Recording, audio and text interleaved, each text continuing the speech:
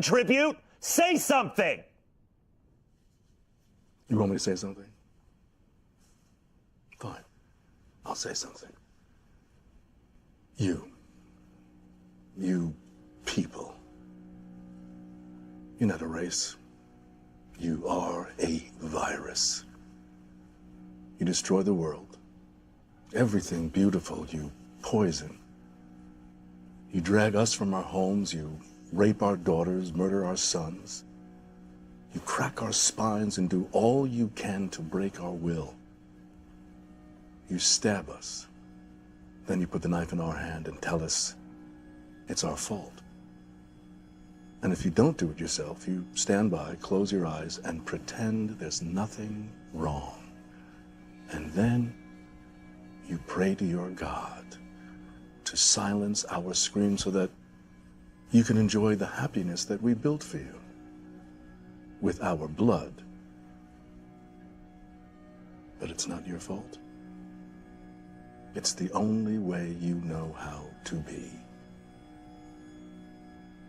And the only thing that will change anything is if another virus comes along and does to you what you do to us. And I hope that happens very soon.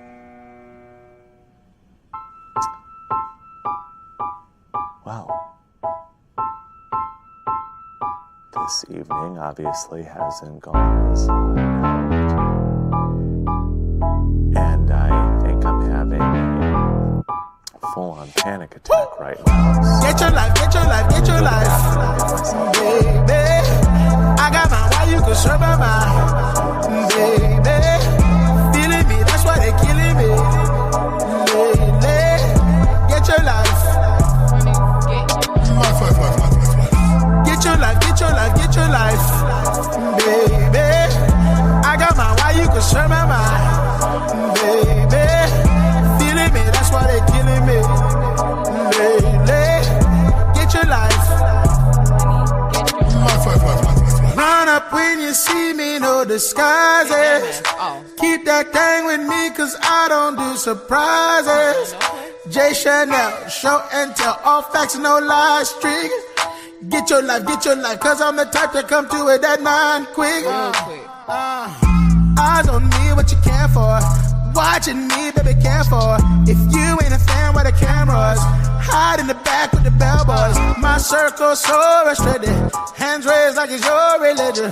When I sleep, pay close attention. Fake friends out here pretending. Get your life, get your life, get your life.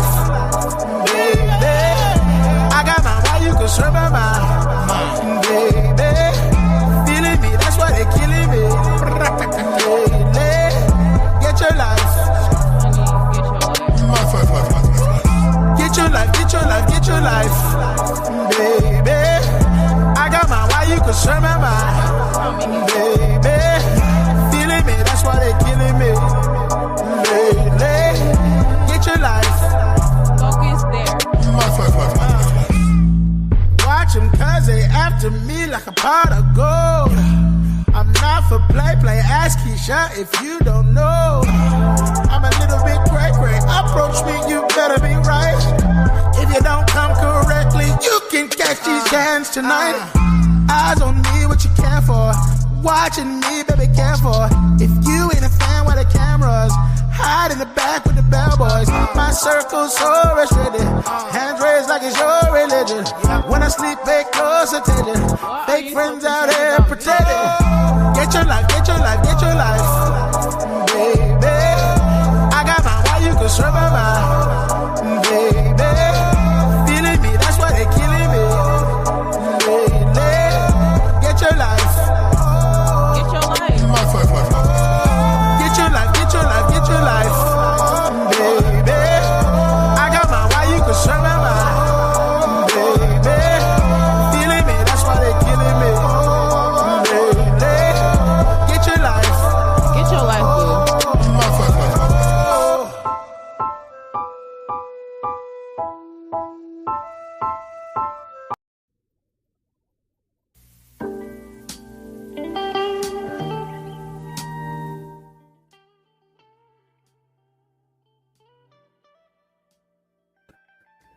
Good morning, good evening, good night, and good afternoon, ladies and gentlemen. It's your nighttime or right time DJ MuzIQ here with another episode of the Chop Shop. You see what we're talking about today.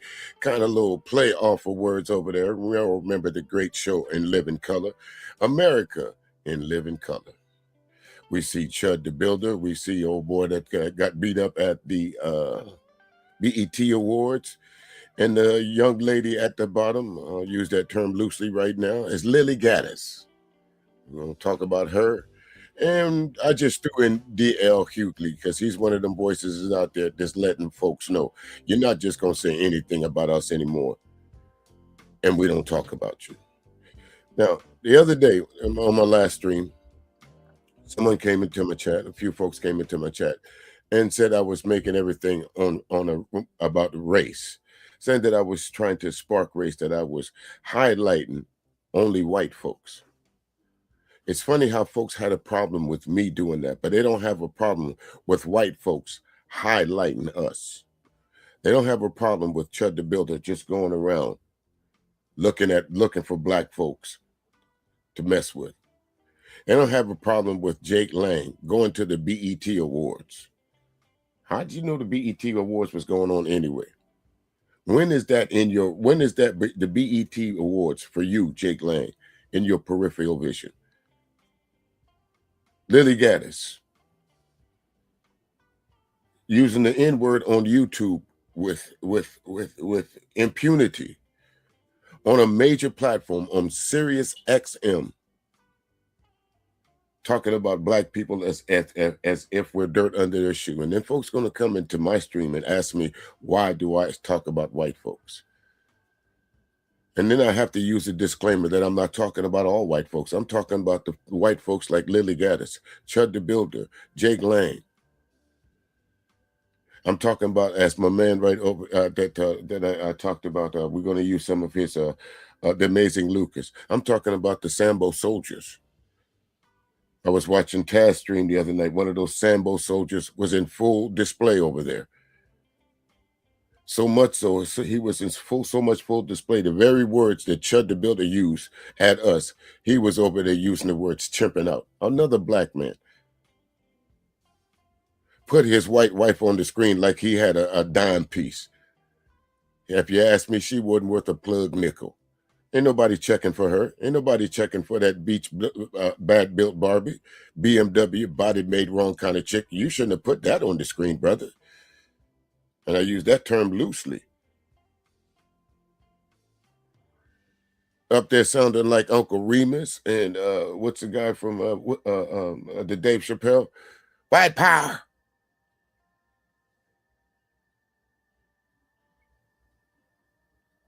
And then folks will come over here and say, why you talk about white folks like that? But they never say, they never go, oh, I don't see him over there at Lily Gaddis' stream saying, why you talk about black folks like that? What's your fixation with black folks so much that damn near every stream you talk about them like they don't matter? They have to matter for you to sit around and observe them. Why do you folks like Chud the Builder and so many of you other Sambo soldiers, why do y'all study us so hard? If you don't like something, don't be around it. I can't say that for you, Chud. I can't say that for you, Lily, and I can't say that for you, Jay. Y'all must love black people the way y'all come around us so much. The way y'all always in our business. Always trying to tell us we broke. Jake Lang, you was at the BET Awards. Everybody, even the folks that were standing in line, had more money than you. But we broke. And the bad thing about it, folks, if when you slow the footage down and look at it, this Jake Lang had an ankle monitor on. Think about that. With a sign talking about black parents have failed their children. He got an ankle monitor on. What's up there, Logical Assessment? How you doing, good brother? He got an ankle monitor on, folks, trying to tell black parents that they didn't raise their children right. Picture that.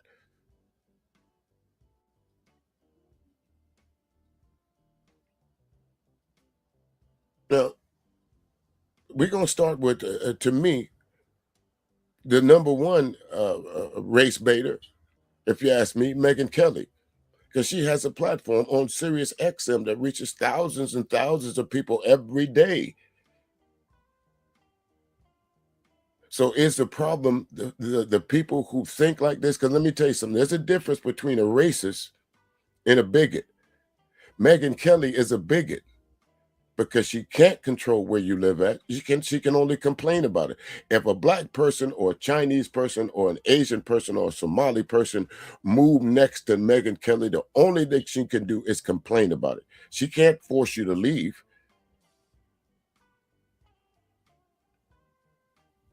She's not a racist. She's a bigot. There's a difference. And that's who I'm talking about today. Y'all bigots. That the racists allowed to just roam free. Now, let me move this off the screen. I just went and got a few clips that I'm going to share with y'all. But also, we're going to look at some of the racist tropes and bigotry over on social media. What's up there, sheep? Stay asleep. How you doing, brother? Been a minute. As they say down here in the South, man. Been a month of Sundays. How you been, good brother? But again, listen, if you don't get along with somebody, if you have a problem with black folks, because listen, there's some black bigots too, but now I'm not here to talk about them. All right? They do exist. But one thing no one could ever convince me of that a black man or black woman or black child could be a racist. Not in this country. But it seems to me these bigots are allowed to roam free.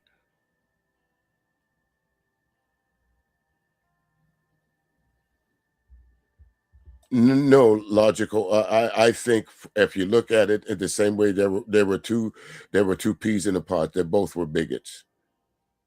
Archie Bunker was a bigot to his that appealed to his community, and they tried to make Fred Sanford the bigot that appealed to his community. You notice back in the day, he would always have something against the guy next door, the Puerto Rican guy next door. And both of the characters that they played, my man, Carol O'Connor was not like that in real life, nor was Red Fox. They were playing characters. If you know the life of Carol O'Connor, you know that he was not a racist, and you know in real life that he was not a bigot. Where I could compare the Hollywood career of Carol O'Connor versus the Hollywood career of, say, a Clint Eastwood. How many black folks have you seen in a Clint Eastwood movie? Honestly. How many? And if they were in a Clint Eastwood movie, how long did they last? There's one movie in particular that there was one black character that lasted over halfway through the movie. And I think this was the movie that they was chasing the crooked cop in San Francisco.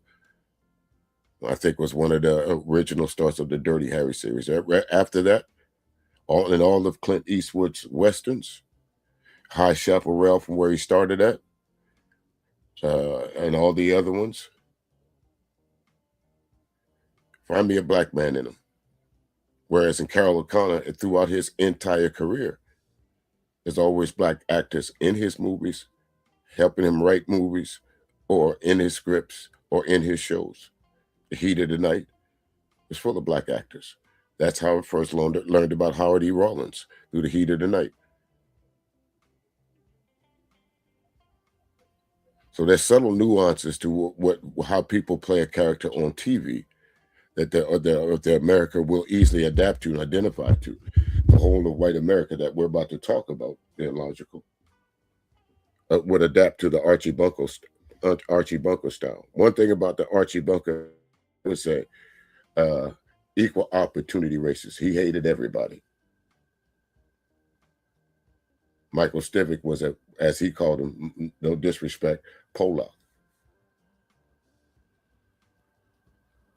He didn't like Jewish people. So let me take this off the screen. Let me get this. There we go. And we'll start with our first clip of the day here. Again, we're going to start with Megyn Kelly, which I think Megyn Kelly, is there money to be made in racism? I think you have to look no further than Megyn Kelly. Because there was a time Megyn Kelly was flaunting over Obama. And you can go look up that clip for yourself. But I think once she got fired, she just said, you know what? I need to keep my money. So let me do what everybody else do. Let me find something that pays. And this is what she did. Get out. We know our country's better than yours. That's because we filled it with our work ethic and our culture and our values. You being here only dilutes. Okay, Megyn, first off, if I was in the studio with you, I would have asked you, who is we?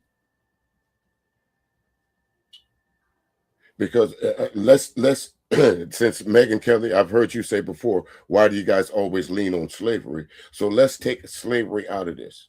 Let's take Jim Crow out of this. Let's take the 1960s out of and 50s out of this. Let's take the industrial revolution out of this. What did white America build?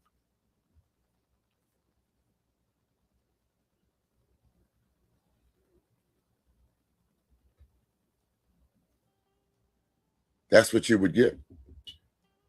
What did white America build without the help of immigrants? That's what you would get if I was in the studio with you, Megyn. Crickets. There is nothing. What's so great about white America right now, Megyn?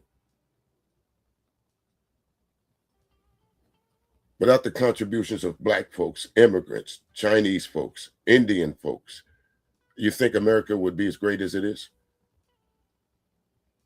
If you go back, and now we can go back in time, Megyn, and we can go back to your ancestors, where you came from. You claim to have Irish blood. There was a time that white Americans in this country did not like you.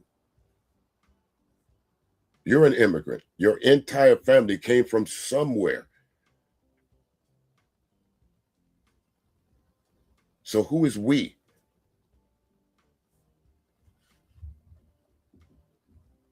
It for us, those who built it and live it. And half of you people, more than half of you, won't assimilate. We don't. Y'all like to use that word, assimilate. Now, here's where I'm speaking to the Somalis. When we try to tell y'all this, we don't like white folks. We don't want to be around white folks. We're trying to tell you that white folks is bad. We're all complaining about white folks. Pull yourself up by your bootstrap. I came over here with nothing.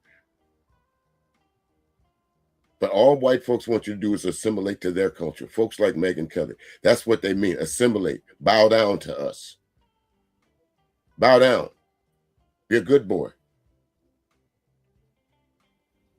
Assimilate. That's what the Borgs do. You know, y'all remember the show from Star Trek? Resistance is futile. Assimilate. Be a part of the collective or be alienated.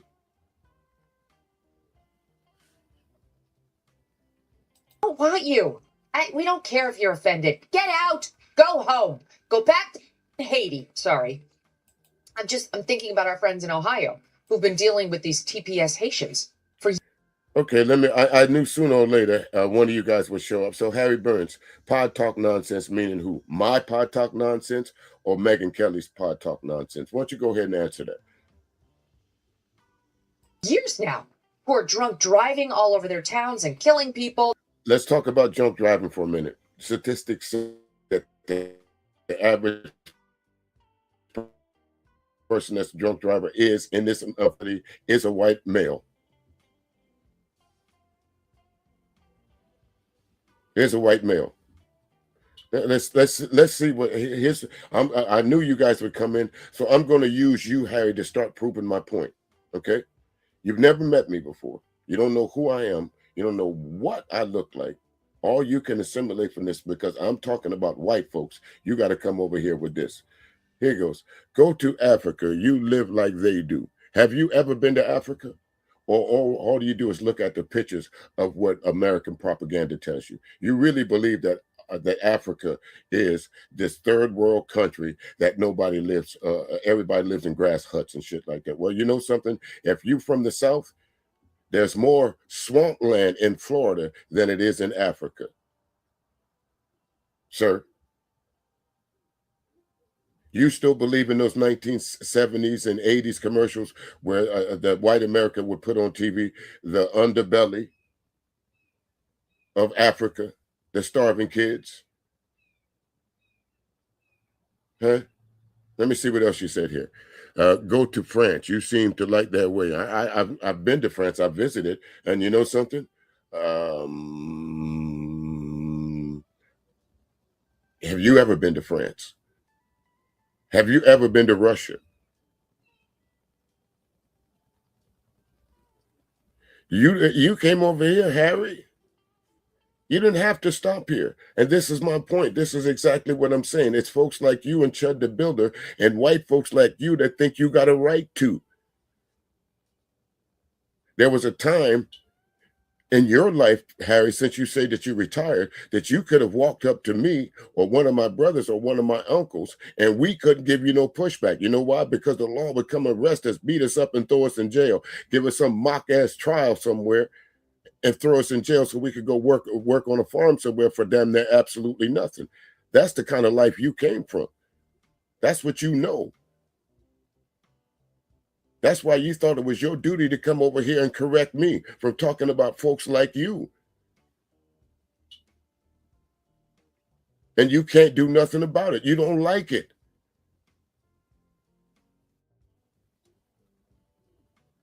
You don't like the fact that I can now stomp on your neck. And that's what the problem with you and Megyn Kelly. Y'all thought y'all could keep us down forever.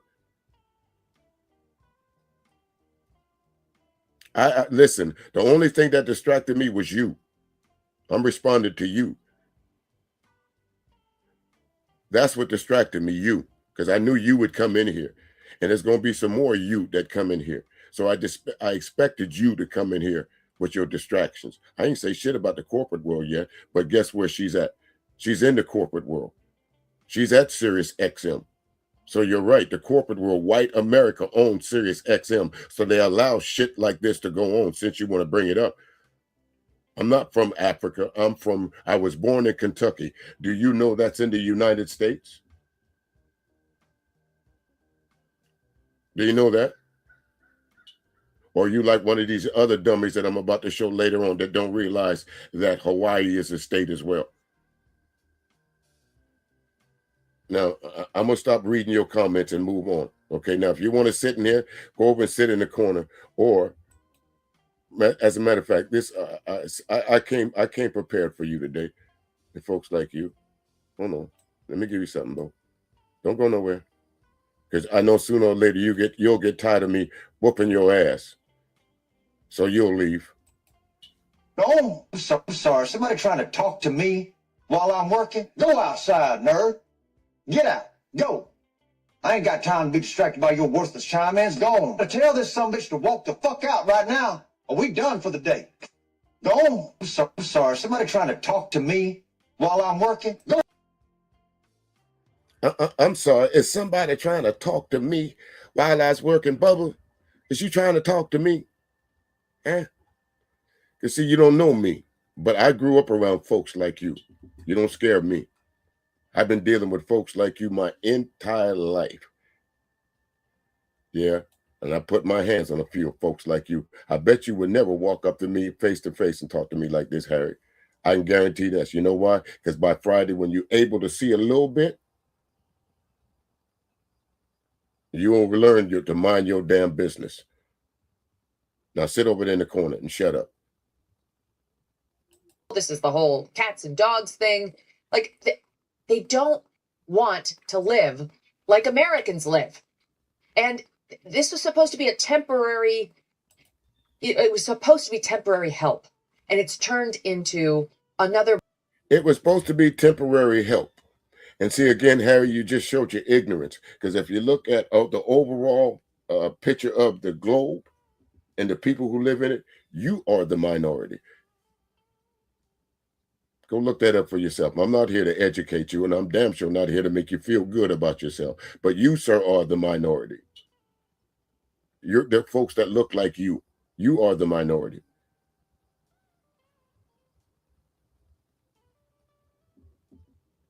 Backdoor way of allowing someone permanent residency here, and they take advantage of all of our public services. She said this of Haitians. She said that of Haitians, not realizing that you, as white America, you, damn near every social program that the America has right now was put in place for you. You had a 200 year start because y'all about to celebrate your 250th anniversary here. So you had at least a 200 years head start. But some of y'all still need these fucking handouts. And I know what you're gonna say. Well, that's the reason why it is because there's more white in this country. It is. So what? So what? You still need it. The majority of white America, especially down here in the South, if they stripped all the way to social net programs, y'all are fucked. And I just told you where I'm from there, Harry. I told you I was born in Kentucky. Where was you born? Is Kentucky in Saudi Arabia? Is Kentucky in China? I don't know. Is Kentucky in Africa? I don't know. Where the fuck was you born? I'm just as much of an American. When you talk about patriotism, you can't find nobody more patriotic, sir, than a black man. The fuck are you talking about? Now you're starting to get on my nerves. Dummy. Maybe. You know. Now, let me show you something, Harry, since you're here. Let me show you. No, I'm not African American. I'm American. What the fuck? I wasn't born in Africa. That's a title y'all decided to give me. I'm American. What about me is not American? Which part of me is not American?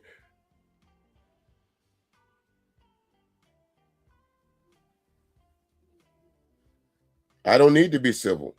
When you come in here being uncivilized, I was quite civil till you guys showed up.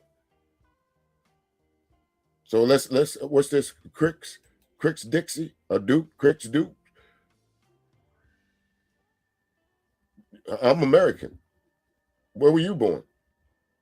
Was you born in Africa? Right, you didn't have to stop here. So what made you stop here? How did you find me? Was it the title? Was it the title? You're right, Harry. You did not have to be here. So I'll ask you, what made you stop here? Now that you mentioned it, what made you stop here? I know what you're going to say. It's an uppity black man over there talking about something he got no business talking about. Let me go put a stop to this. Let me go interrupt him. But while you stop talking about me for a minute, I want you to take a look at your so-called people when one of your people is in trouble. I want you to look at how y'all will walk past a woman with a signal that you created and won't do nothing about it. Check this out, Harry. You see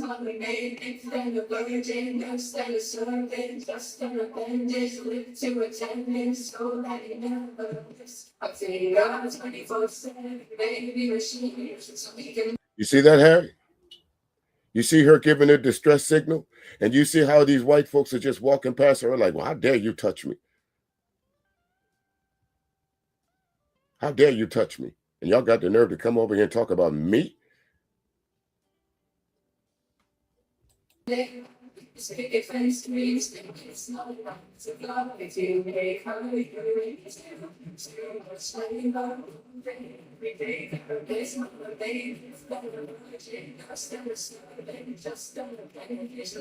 don't you just leave? Look, there's you. That's y'all. Look at her. That's y'all. Why don't you just leave this shit show, Mark? You guys that are coming over here, you're proving my point. That's the only reason I haven't put you out yet. She's committing battery by asking for help. This is y'all logic. You guys are coming over here now. You're proving my point.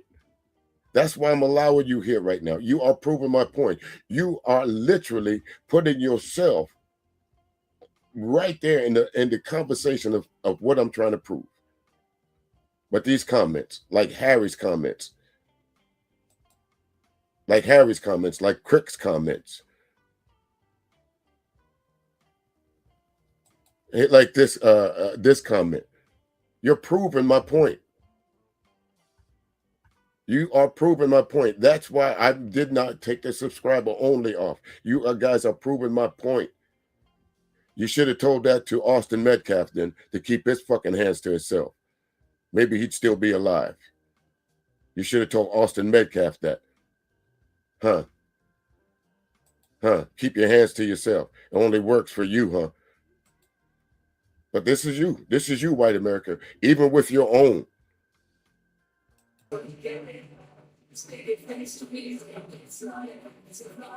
Finally,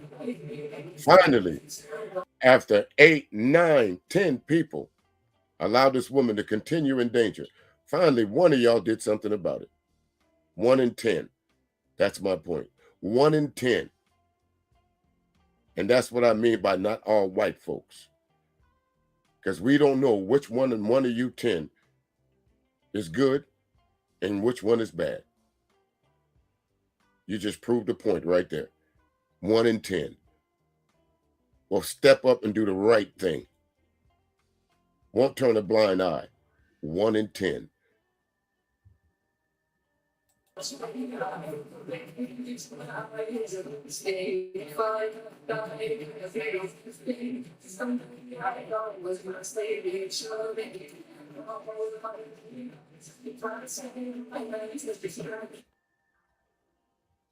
Now here's another example of 1 in 10.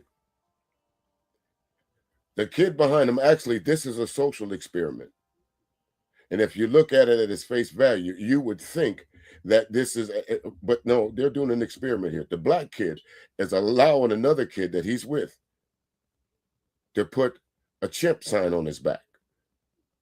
He intentionally stands amongst white folks to see which one of them will step up and take that off of his back. Watch for yourself.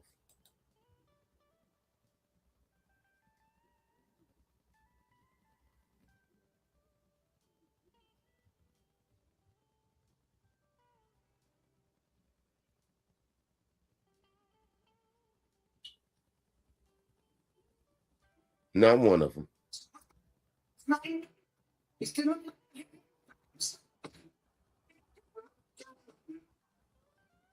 Not one of them. These are your people. I'm no, sir. No, sir. These are your people. These are the guys, these are the folks that y'all say that's so good. Finally, one steps up. And they reward her for her kindness. See, this is when you realize it's an experiment, because there's one of the same guys there. See, so there are some good white folks, but you don't know which one is good. I'm not stoking racism. I'm only pointing it out. I'm only pointing it out. You can come over and be mad as you want to. Keep on commenting, so your comments can be part of this, because the internet is forever. So keep on commenting, Harry, and the rest of you racists that coming over here. Well, bigots, because it's obvious you ain't got nothing to do except come over here.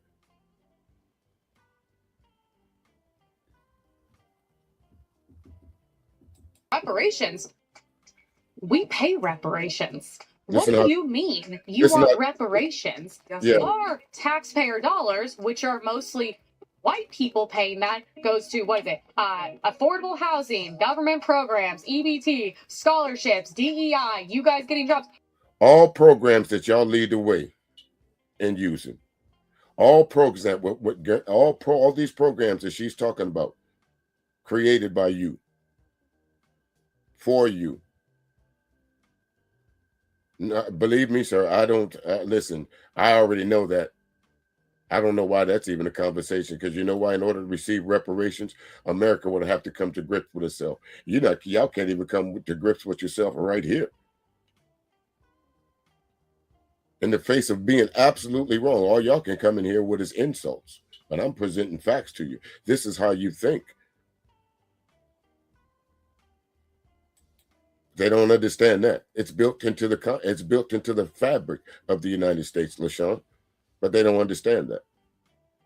They want to look around that. And they want to criticize them folks over there in Germany in the 1930s and the 1940s for looking the other way. But I got something for that too a little bit later on. Okay, if I'm a hater of free speech, don't we both have it? You have free speech and I don't, Kirk? Huh? Am I not allowed to have free speech? Cricks? Duke? Huh? Holy let's take all that, factor in the theft, factor in the crime, factor it in the murders, and then we'll talk about reparations on this show. Nah, no thank you. Because if we factor in the crimes, factor in the murders, factor in the graping and all this other stuff, again, by the numbers, white men lead the charge. White men, like you, Harry, like you, Duke, Cricks, and like the rest of y'all that's coming here, y'all lead the charge in breaking the law, no matter what law it is, from stealing to killing. Y'all lead the charge. Y'all lead the charge. I know. It's a bitter pill to swallow. I know. I didn't shoot them. Yeah, and Dylan Roof shot 9 people in a church for just praying. Jeffrey Dahmer ate up how many folks? Ted Bundy killed how many folks? The Boston Strangler killed how many folks? Let's see, who else? Who else killed folks? What's that? B2K killing folks. What's his name? The guy that was sending pipe bombs all over the place. How about if we can go back to the song that y'all love to hear, Helter Skelter? What's that? Charles Manson sent out his group of goons to kill who? Sharon Tate and LaBianca and all those. Wasn't Sharon Tate pregnant at the time? Are you sure you want to go there with me? Are you sure you want to go there with me, Duke? You don't police your own. You let your own route run free. Like Chud the Builder. Y'all don't police each other. Y'all tolerate each other. Miss me with that. I'm glad you guys coming over there. So y'all giving me content right now. Appreciate you.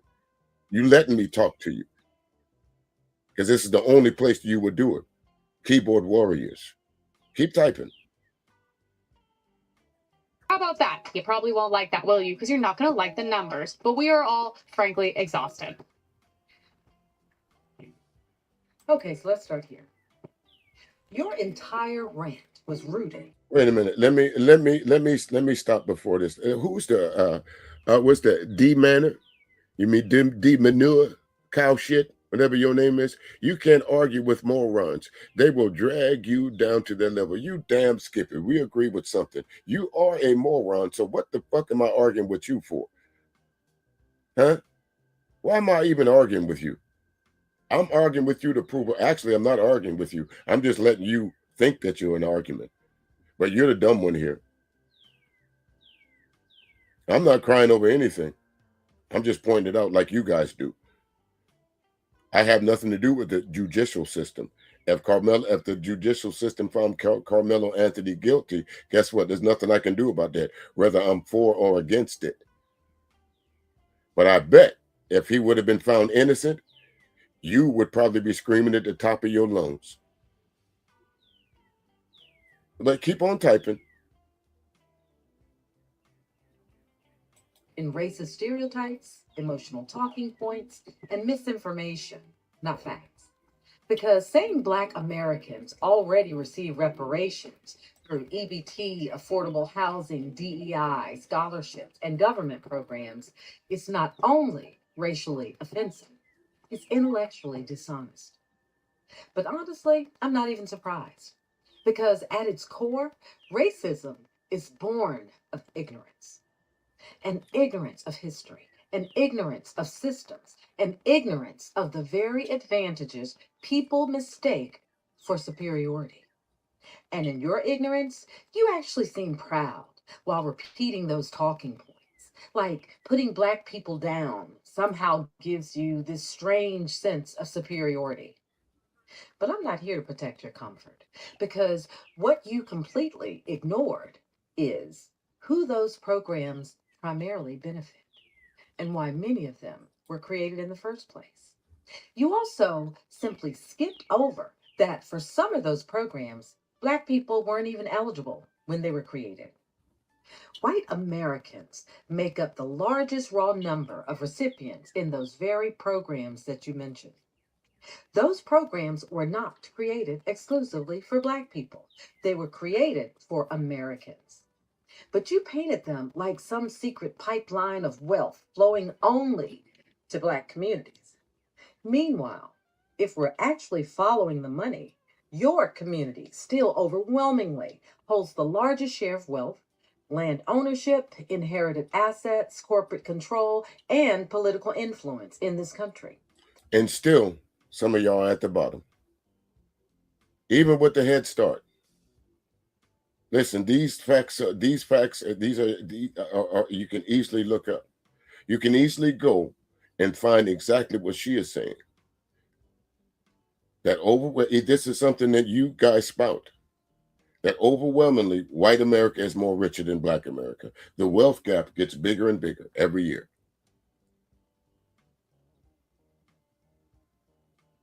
The trickle-down effect does not reach a lot of Americans, whether you're white or Black.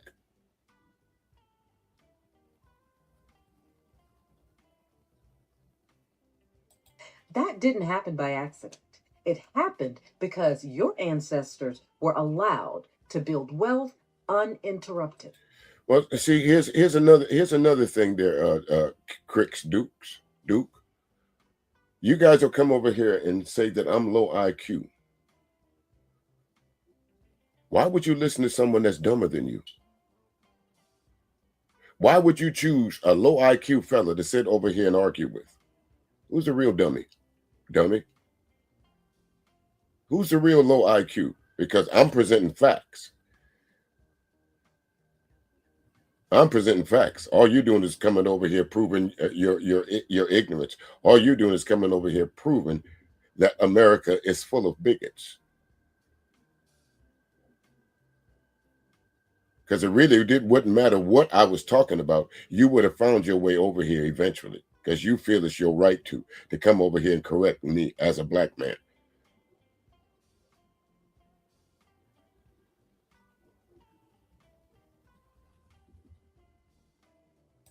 For generations, through land ownership, subsidized home ownership, business access, voting rights, legal protections, and government-backed opportunities. While Black Americans, on the other hand, were enslaved, then segregated, then redlined, and then excluded from loans, neighborhoods, schools, contracts, and wealth-building opportunities by law and policy. See, this is right. History didn't just magically disappear because the calendar changed. And DEI is... We'll stop right there and read this comment. If you're wrong, you need to be corrected. What am I wrong about? What am I wrong about?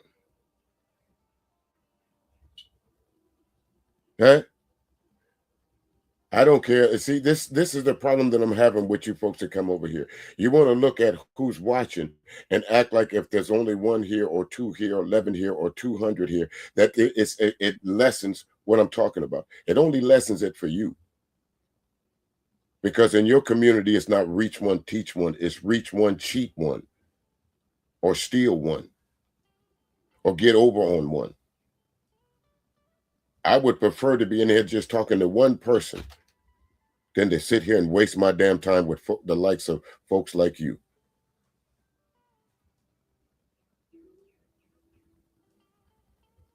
Right, sticks and stones may break your bones.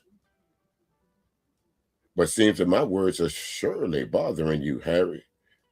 You're still sticking around? It's like eating asparagus or squash or spinach. Isn't it? If you don't like it, you're not going to keep eating it, right? or somebody forcing you to eat it. Not some magical free black jobs program either. DEI exists because this country actually spent generations excluding qualified people from jobs, universities, housing, contracts, and opportunities based on race and gender alone. Ironically, you white women have statistically benefited from diversity and affirmative action efforts more than any other group in this country. But suddenly, when Black Americans benefit just a little bit from inclusion, people like you call it unfair. People like you call it unfair. And again, Harry, let this low IQ fella that someone said, let this low IQ fella school you on something. Do you realize that if it had not been for the Haitians, that America wouldn't be as big as it is? Do you know if the Haitians hadn't been whipping on Napoleon, beating him into submission, that the Louisiana Purchase would not have been what it is today? You realize that? Again, bought for the low. If it had not been for the Haitians, or you didn't know that, did you, Harry? Let's move on. About the epidemic of black crime in our country. Okay, so I just spent like an hour talking to a misogynist, now I'm going to spend another hour talking to a racist. Well, I actually have a question in return to you. What are we going to do about the epidemic, about the over... Okay, before we go on, here goes another comment. Look, instead of coming at me with, no, you're not wrong about that, DJ MuzIQ, or you were wrong about that historical fact, DJ MuzIQ, he came in there with crybaby. When does facts come with crybaby?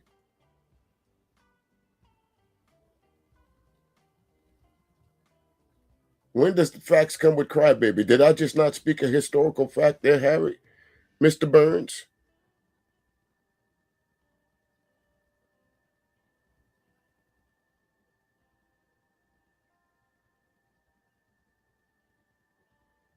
Listen, I'm not accusing white folks of anything, Harry.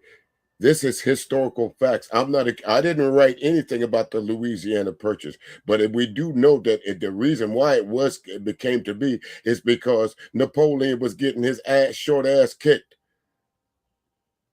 We do know that the bottom line, like Texas on down, Louisiana Purchase from Louisiana on down was bought from who? The French. We do know that. That's historical. That's empirical fact, sir. But unlike me, I should say, low IQ, like this next guy that's about to be low IQ. Arrest and over-incarceration rate of innocent black people in America. They're not innocent.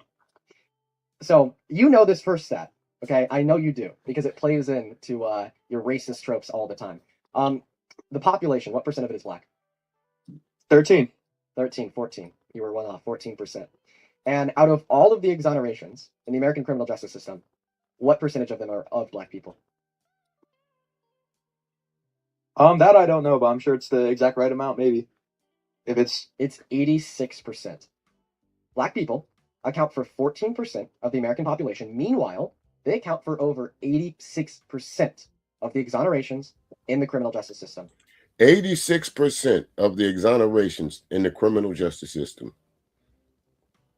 But again, just like you, Harry, and just like a few of you other guys are coming here, calling me low IQ. This guy that he's speaking to now is so low IQ, he does not realize what exoneration means. He does not realize that people commit crimes based on their location and who they're next to. Most white people commit crimes against other white people. Most black people commit crimes against other black people based on location and environment. By nature, criminals are lazy folks. You never heard me say white folks is oppressing me. Cause see, I'm sitting in what they call a homestead. Okay, I'm sitting on heirs property, Harry. When I leave this place, maybe one of my children will take it over, and when my children leave this place, maybe one of his children will take it over. There's land outside the door that don't belong to no one but the folks that's supposed to be here, and it's been that way for over I would say close to 100 years now.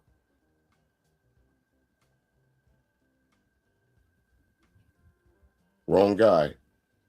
Highly educated, highly favored.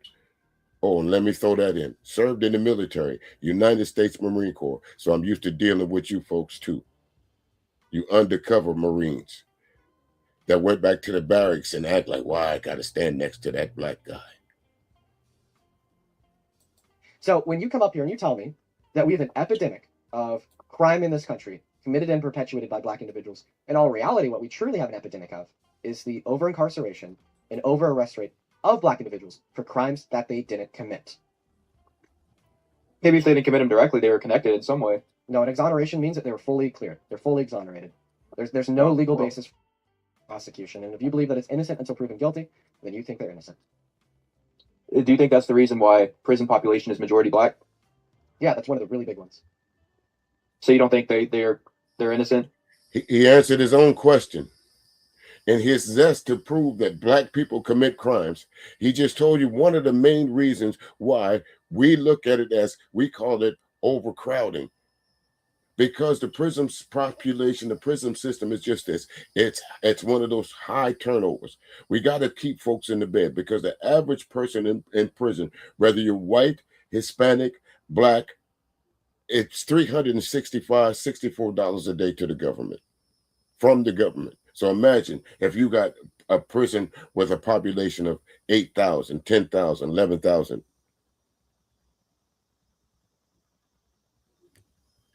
Oh, I don't know there, Excalibur. I don't know. They don't know how to tell time either. Welcome in. I'm glad you pointed that out. I kind of overlooked that earlier, but it's not even noon yet, huh? So also, he didn't realize he just gave away his location. That tells me he's not around me. He's at least an hour or 2 hours behind me, isn't he? He told me where he was at without even telling me. Texas somewhere. Texas redneck who ain't got nothing to do. Hanging out in his mama's basement. Yeah, waiting on a ride. You don't think, do you think they're innocent? I would argue that one of the big reasons why black individuals are arrested for crimes at a disproportionate rate compared to white individuals and sentenced and thrown in jail would be the fact that they're... The Amber distress signal? Harry, is that you're referring to? Now, that question I don't mind answering. When did I learn about it? Probably about 15, 16 years ago. That's when I learned about it. That's when I learned about that distress signal that women was given. It wasn't popular, but I learned about 15 years ago. When did you become aware of it, Harry? See, again, you came in here looking for excuses. Came in here dropping an excuse of why those folks could have possibly not looked at it. It's been around for quite some time. That's not anything new. That's it. That distress signal is not new. Actually, it's taken on a few variations since its inception. Harry, but I'm low IQ. Over-arrested for crimes that they did not commit. So can you please respond to that fact? Tell me why you think that black individuals account for over 80% of the exonerations in the criminal justice system. Because they commit more crimes than white people. Do you know what an exoneration is? And no, they don't account. They don't commit more crimes than white people. That's actually not true. Nominally, that's false. Yeah, because there's more white people in the U.S. Right, but then they still account for a vast majority of all exonerations. Why? Again, he answers his own question, trying to evade a question. Yes, by the numbers, white America does have more people here. But when it comes to that percentage of exonerated folks that's being accused of a crime, 86% of the exonerations in this country are black folks. So that means only 14% of y'all that get accused of crimes are actually innocent. And that encompasses everybody now. But 86% of them, do I need to go further with it? Let Dean tighten him up some more. Because we're filtering out. Gotta filter out. What do you mean by that? I mean, because they're all criminals, so I mean, that's good. That's great. Okay, yeah, you have an IQ of like 10. You have an IQ of like 10. We're gonna move on to the next guest. That's what a very racist person looks like, by the way. He's so racist and dumb that he doesn't even know what exoneration means. He's saying that they're all criminals, therefore it's great that we're exonerating them. He doesn't even know that exoneration means to let free. Incarcerates more people than any country on earth, more than China, Russia, and every authoritarian regime combined, at 2.3 million people currently behind. 2.3 million people. That's in some places, that's more people than some countries have. 2.3 million people are locked up behind bars. Notice they didn't say white. Let's go and look at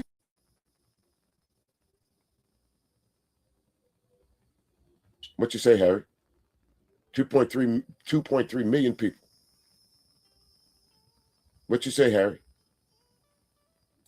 Bars. Number 2, private prison corporations write contracts with states guaranteeing occupancy rates of 80 to 90%. And y'all see these private prisons walking around, driving around every day, but you don't realize it.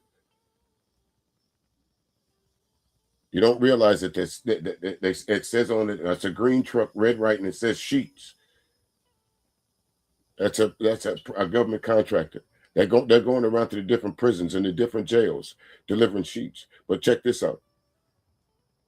Meaning states are legally obligated to keep beds filled with human beings. Number 3, prison labor is explicitly permitted under the 13th Amendment as punishment for crime. Inmates manufacture products for Fortune 500 companies earning as little as 23 cents per hour. Number 4.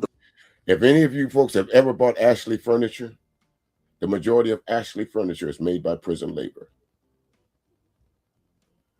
The majority of it. Prison labor. For 23 cents a day. But y'all living in luxury. Well, Ashley furniture is really not luxury, but what I'm saying. The phone call industry inside prisons generates over $1.4 billion annually. Families pay. And I'm using the term people because white folks are in jail too now. But listen to how much money the phone company makes at these absorbent rates when you try to find out, maybe just not even for casual visits, but just to call a loved one in jail or have a loved one call you to say, hey, I'm all right. Right. Don't commit the crime. I agree. Don't commit the crime. Up to $14 per minute for calls because private companies hold exclusive contracts. Number 5, solitary confinement is classified by the United Nations as a form of torture when used beyond 15 days. The U.S. regularly holds inmates in isolation for months and years at a time. Number 6, recidivism rates in the U.S. exceed 70% within 5 years of release. Studies show the prison system actively increases criminal. And that's a proven point for Jake Lang. I agree with you on that one. Don't commit the crime. Because this was waiting for you. If you got any sense, if a door is locked, let it stay locked. If you got any sense, instead of going to the store and robbing somebody, there's consequences and repercussions. That's all I'm saying. But one thing about this is, Mr. OK, you didn't hear me mention anybody by a color or an ethnic group. I'm talking to everybody.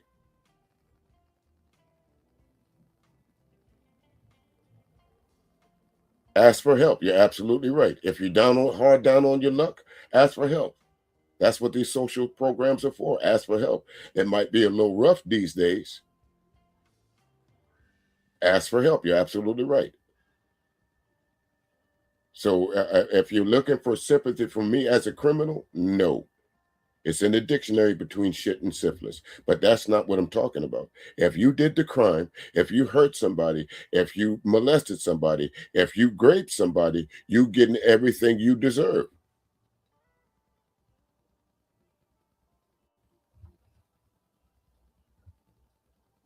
Behavior rather than rehabilitating it. Number 7, commissary food sold to inmates in prison is marked up 30 to 50% above retail price. purchased by families on the outside who are the prison's most captive customer base. Before I say the last one, make sure to hit that follow button to support the channel. Well, let me just say this. I don't do time with you. No, I told my sons that. I told my nephews that. Tell everybody, I don't do time with you. No, not going to do that. And if I was married, or if I was with a girl and I went out and did some crime, I wouldn't expect her to do time with me. You did that. You did that. Notice I'm not mentioning exonerations or none of that, but I'm just saying this is directly to the people that do crimes. Don't be crying. What's up there, Pure? How you doing? Great to see you. Don't be crying at the conditions, because we've given you fair warning of what's waiting for you. High exorbitant prices, solitary confinement, SHU program,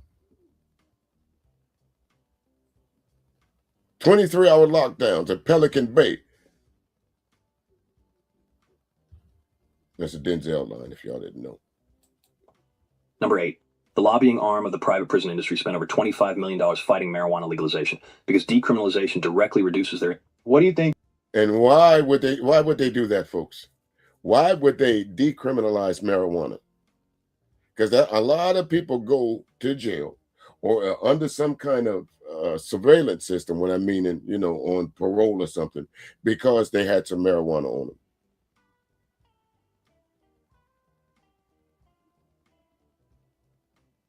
Yeah, they make shoes too, sir. You didn't know that? You didn't know that? They make shoes there too. That wasn't just a flyby. That was, even though the line was kind of ad lib. But yeah, there are some places that make shoes, slippers, car accessories.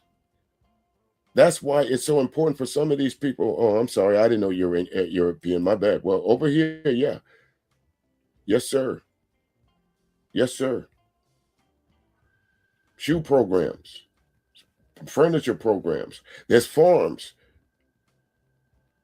that the government actually buys from.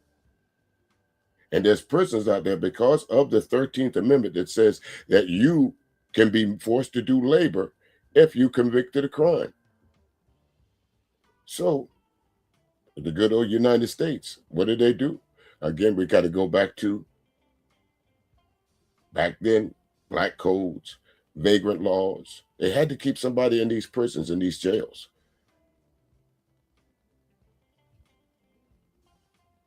We should do about the epidemic of black crime in our country. Big business. Kenya with Michael. Married to Michael. Okay, so you're going to say who's born...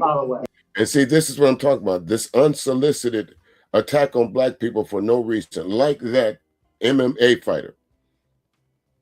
I didn't go get that clip for purpose, because I'm not going to disseminate that information.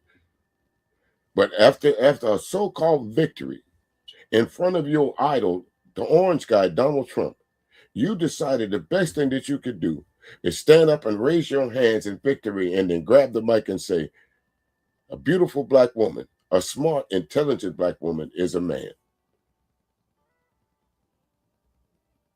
Well, what is your idea of femininity? If all of you folks can look at Michelle Obama and say that she is a man, what is your idea of femininity? I would hate to see the women that y'all choose.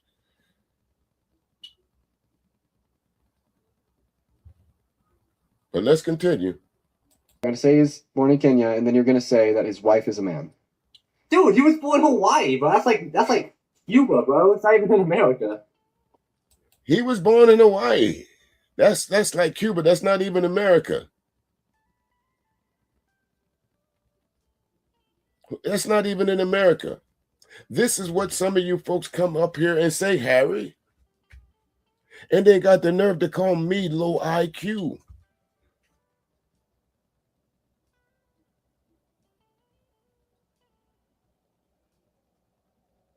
Why would you say that? I think this young kid is pretty smart. I think he, when you guys call up there to say those kind of things to him, I think this kid rips y'all apart. Zonk, Why don't you? He has an open forum that you can go over to his platform and tell him that he's clueless. He would ask you, what is he clueless about? Politics? No.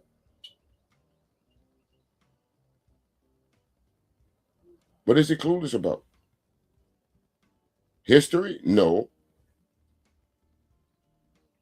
That Hawaii is in the United States? Is he clueless about that?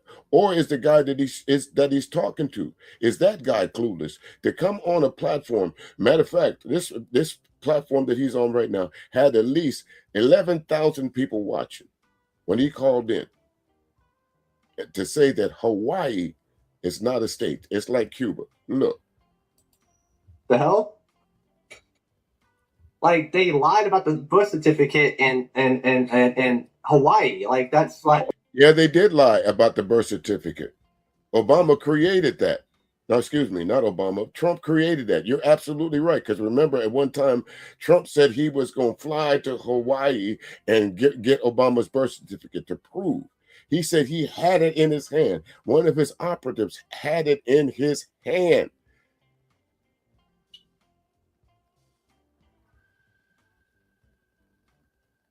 What? I'm not sure what you mean by what bothers me. You have to be a little bit more explicit. No, he was born in Hawaii. One of his parents is from Kenya. He was born in Hawaii. He is not a naturalized citizen. He was born here. According to the Supreme Court, now that we know that the birthright citizenship,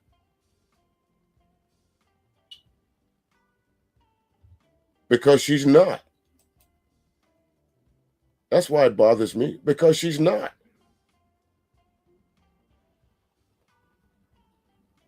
How would you feel if somebody called you? Are you married?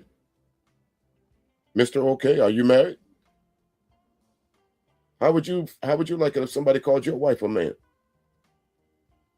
Or if you've seen a girl, how would you like it if I would just arbitrarily walk up to you and say, damn, are you dating a man? How would you feel about that?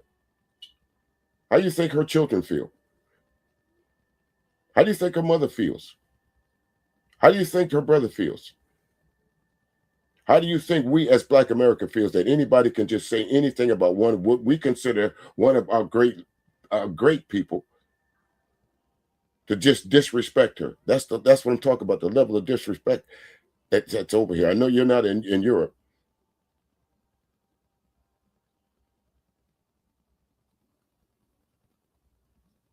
It makes no difference whether it's my wife or not.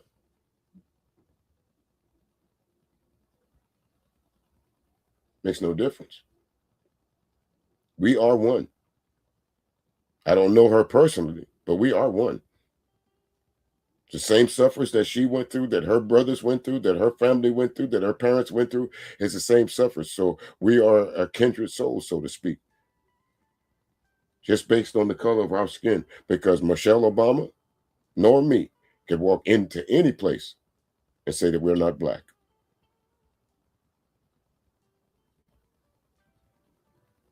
Just because Joan Rivers said it, that don't make it right. And if I was Joan Rivers, I would say rest her soul. But if I was Joan Rivers, I would, if she was still alive, I would tell her, and since she's a comedian, she'll probably get a kick out of this. But did you pass by any mirrors in your house today to see what you look like? What's the name of that plastic surgeon that you about to go visit to get that chin tucked? What about your daughter and the lip injections that she received over the years? I don't know why people say what they say. They call it free speech over here. That's what they say it under the guise of free speech. Well, it's okay. Well, it was okay for Joan to mock her. I wasn't mocking her. I was right. She did have a lot of facelift. As the older she got, the worse she got. She admitted that herself. I'm not saying anything you said that she said it. So I just said something that she said. She said it. That's why I keep going to the plastic surgery, because I'm tired. I don't want to look old. She said that herself. She said it herself.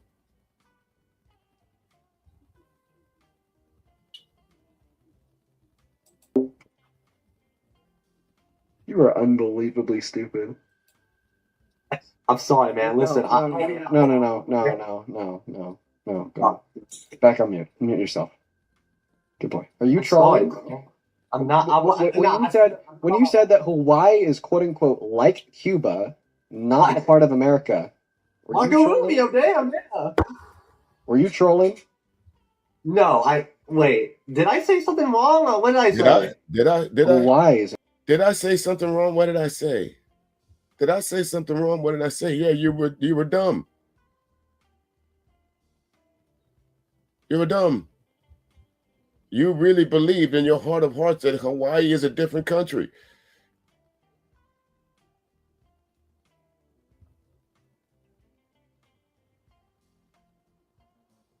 Let me say this here, Mr. Okay, look, man, the world is more freaky and unhinged and evil than you know. Time to question things. Well, I'll agree with that. I would say the world has been quite unhinged, and not only in modern times, Mister, but way back when. Do you remember those things called the what do you call that? The Crusades? Do you remember? I don't. You say you're in Europe, so I don't think you'd be familiar with the Salem witch hunts. Or do you remember the Black Plague over in that part of the world, to where literally they were taking bodies? The enemies were taking the bodies of folks that had the Black Plague or some kind of disease, and was sending it over the moats and the fences. So the world has always been unhinged. The world has always been freaky. Not just in 2026.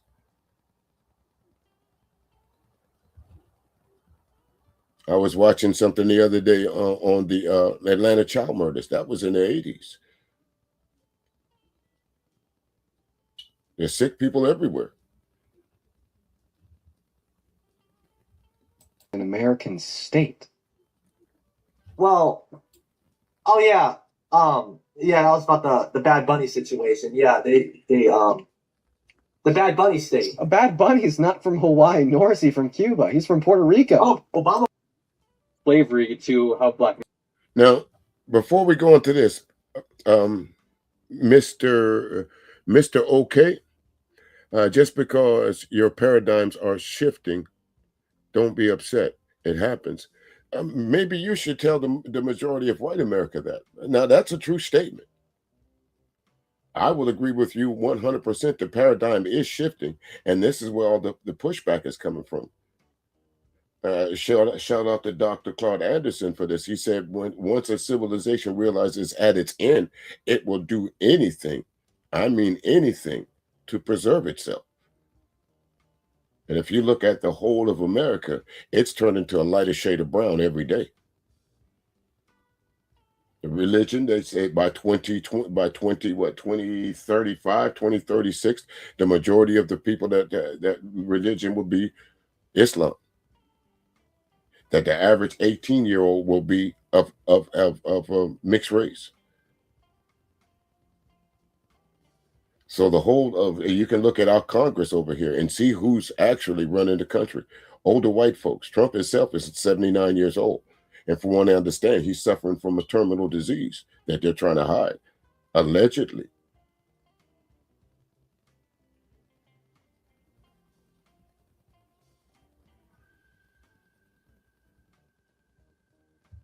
I don't understand what you could possibly be getting at, because if the paradigm shift would be towards who then?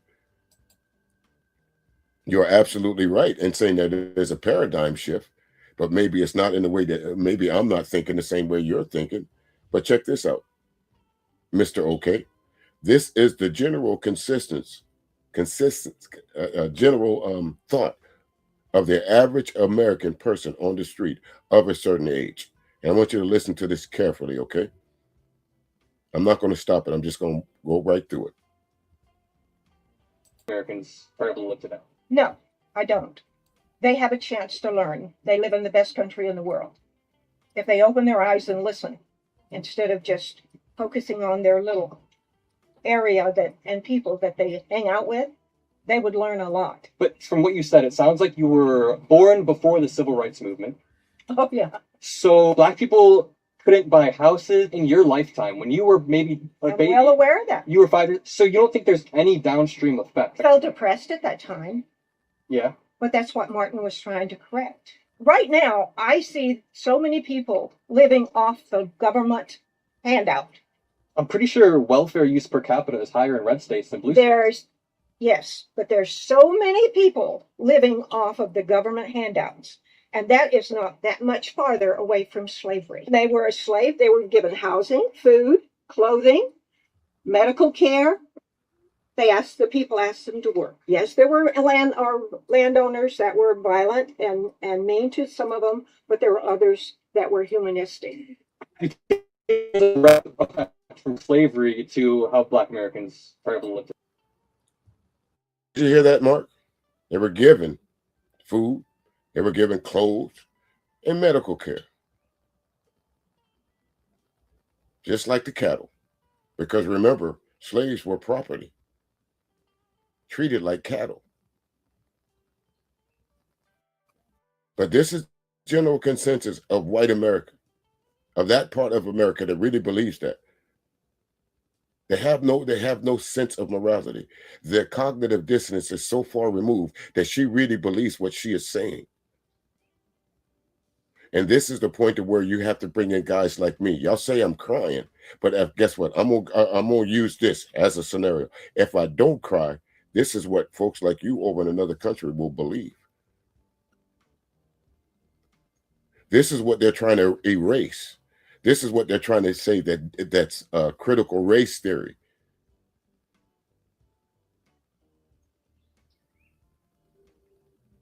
But you don't think is this down to her children and her grandchildren? Don't you think grandma passes down? No, you don't. But there's a lot that do. That is the point. You might not share her views. But again, let's do this. Listen, here we go. Let me take it back a little bit.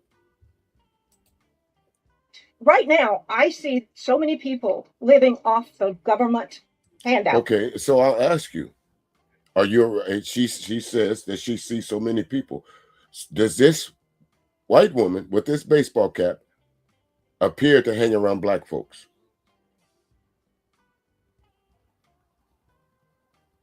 Would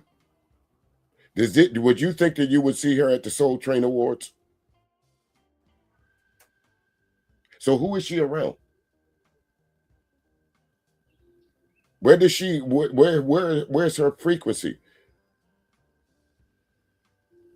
So who is she seeing? That's my point, Mr. OK. She says she sees so many people on these programs. Now she could be a volunteer at a church somewhere. So maybe she sees because we do know in America on Sunday that is the most racist time of day, well, the most bigoted time of day, because you got the black churches and you got the white churches. White folks go to their church and pray to their God. Black folks go to their church and pray to their God, but we all call them Jesus. No, I'm not assuming. Of course, that's all I can assume in this one. But does she look like someone that hangs around a whole bunch of black folks? Or does she talk like someone? And your assumption, I don't think so. But listen, let's break it down now. I'm pretty sure welfare use per capita is higher in red states than blue states. Yes, but there's... She acknowledges that. She acknowledges the fact that in red states, which is populated by who? Voter-wise, it's more who? Republican. Red states, just that.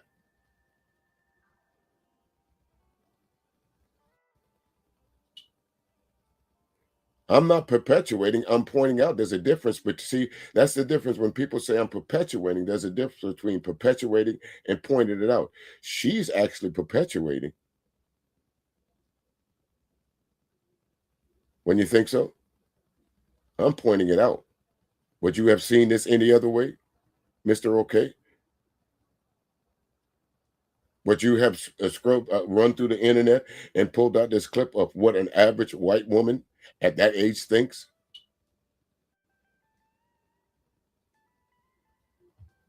What comments do you have there? Raj, go ahead. Type your perspective in there. Let me go back and see. What other comments do you have here, sir? I don't see. Let me see.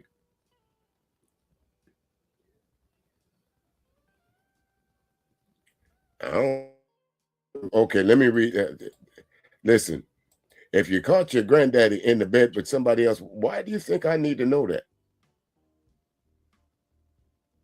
Huh? How old is your granddaddy?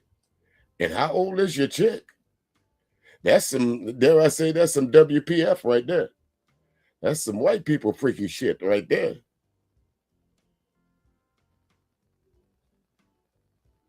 Who do I think should pay for the first date? And but between a man and a woman, and why? Okay, let's take a break in the action here for a minute, ladies and gentlemen. Because I actually, Raj, I was going to do something on relationships and dating and all that. I won't assume how old are you, but here it is. In my days when I was first coming out the blocks and dating, I know when I went to ask a young lady out, I already had everything prepared. I knew where we was going. Of course, you don't know what the price is, but I went to pick her up, met her parents or whatever, blah, blah, blah. I didn't ask her for anything because I wanted to, as you say, impress this young lady. And I don't think you would show much of a great impression or bestow a great impression on a young lady that you're seeking affections of if you got to say, pay for half of this. So I would say to you, sir, with this is if you're in the dating game, chivalry ain't dead. There's nothing wrong with, instead of blowing the horn, go knock on the door, meet the parents, be respectful to the parents, even if it's a single parent home. Be gracious, be kind, be respectful, take her out on a date, spend a little money. If things work out, good. If things don't work out, at least what you left with was a good impression. If nothing else. I'd rather somebody remember me for, well, it's not that we didn't get along. Well, I didn't want to see him because he was cheap or he made me pay for things. I would much rather someone say, well, you know what? Our chemistry just wasn't vibing.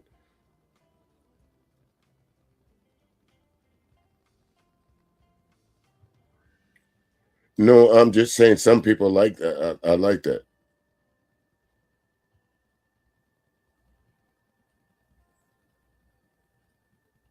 Well, not everybody is going to like it. I'm not here to, I guess, make you feel good there, Mr. Okay. Sorry if I hurt your feelings. Sorry if you don't like me. And why would you need any? I don't know. I think we're going off the deep end here a little bit, but no, I'm just saying. If you ask me my question about who should pay for the first date, I think the man should pay for the first date. Now, after you get to know each other and you guys decide that, hey, let's go here, and she wants to spring for the date on an occasion, I don't see why not. I don't see nothing wrong with that as well. But for me, my own particulars, if I'm asking a young lady out, she ain't got to worry about paying. That's all I'm saying. It's not questioning. I wouldn't. Well, let me just go ahead and say this. Maybe it's just me, but I'm trying to say this in a nice way. But I don't shop beneath me. If that makes sense. I don't shop beneath me. Okay. But let's get back to the show here.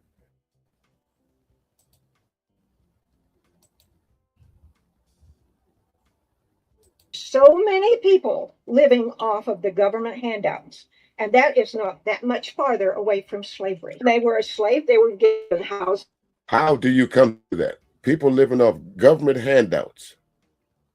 How does she equate that to going back to slavery? For her, in her mind, it's easy. You know why it's easy? Because she sees government handouts as only getting, as black people being the majority of people that receive them.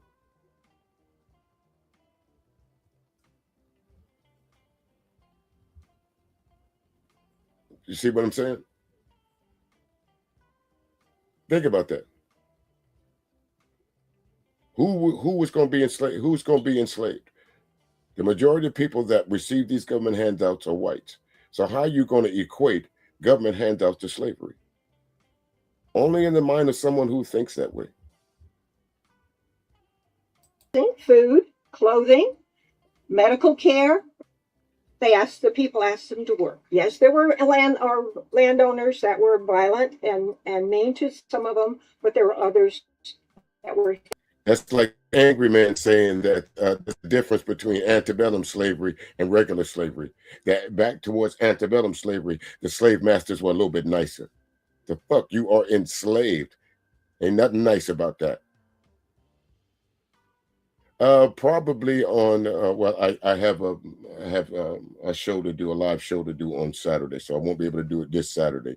So maybe next week sometime, maybe next week Monday, I'll do that dating show. Or it depends on, after my show is over, it depends on how I feel. I might come on live and do it. I was thinking about doing it on a late night, you know, a late night creep, so to speak.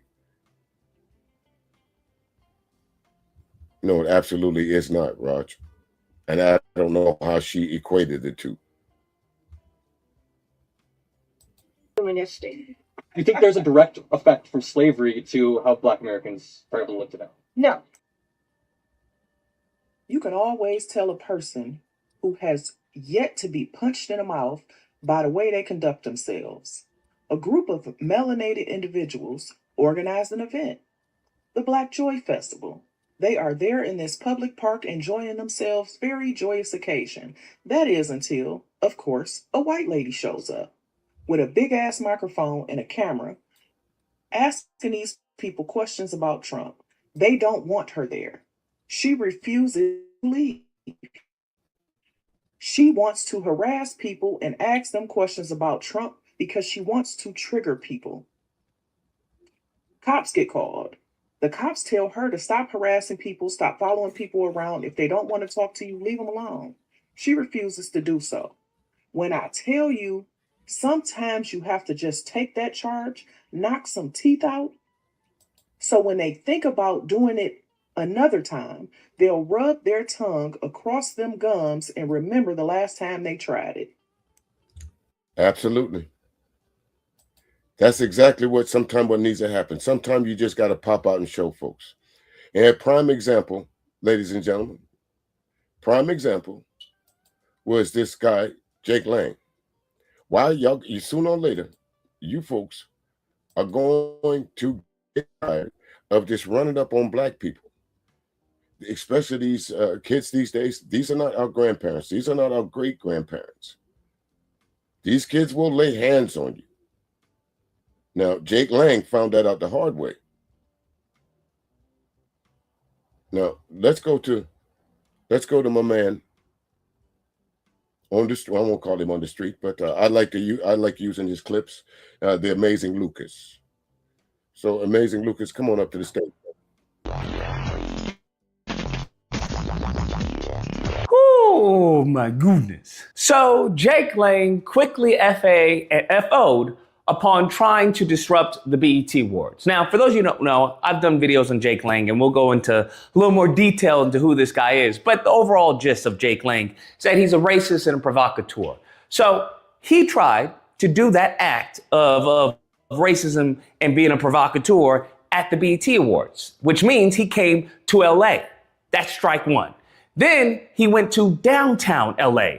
That's strike two. Then he went to the BET Awards. That's strike three. And he quickly came to find out that in LA, we don't do that here, bruh.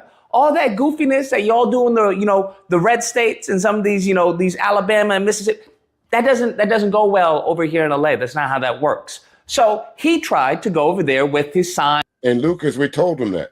We was warning him. And I guess this guy, Jake Lang, says, you know what they always say, that we don't go to the hood. We don't go to the big places like LA. We only go to places that we're comfortable with.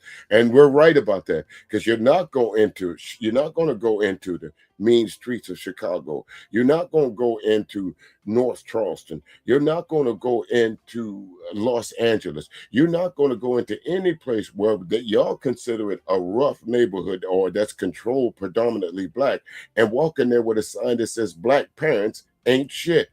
Something bad gonna happen to you. If you that bad, walk into one of the Bloods or Crips territories and talk about one of their mamas. Talk about their daddy, or talk about their children. Walk through there holding up your signs with your swastikas. This was just, believe me, Jake, this was just a light sample of what you could have got. And I don't understand this guy. Ankle monitor on it. Why would you want to put your life in jeopardy? Because that's basically what Jake Lang is doing. Let's face it. Why would you want to put your life or your freedom in jeopardy just to go around bothering other folks that ain't bothering you? Because that's what you're doing. And a couple of his buddies trying to antagonize black people, trying to say he had one of the signs that, black parents are failures. Guess what? You're one of 1,000. One of 1,000 black fathers that are still in the home. That was great. That was great. Look. Does this look like all your rap music? And, he went with his microphone and, his megaphone and shouting at people, oh, it's horrible, lean and, Molly and yada, yada, yada. Now, listen. Wait a minute, Lucas. Who's funding this guy? Look on that hat right there. What is that? What is that on this? What is that symbol on his head there? If you go back just a couple days ago, on part of the White House, Donald Trump had damn near that same signal, but he only used the eagle part of it. But remember, this guy right here that you see with this microphone, he has an ankle monitor on. He just got released from prison. He was just pardoned from prison in January. Who's funding him? How's he getting from that part of the country to this part of the country? How's he being arrested? Who's bailing him out? Who's funding this activity? Is anybody going to answer that? Because I guarantee you, if he goes to jail, first thing that's going to go up is what? A GoFundMe or a Go Save Me. Y'all help me fund. I done stuck my foot in my mouth. I done messed around with the wrong black folks. I done messed with the wrong Latino community. I done messed with the wrong Asian community. And they locked me up for it. Y'all collect some money. I told you racism and bigotry is profitable.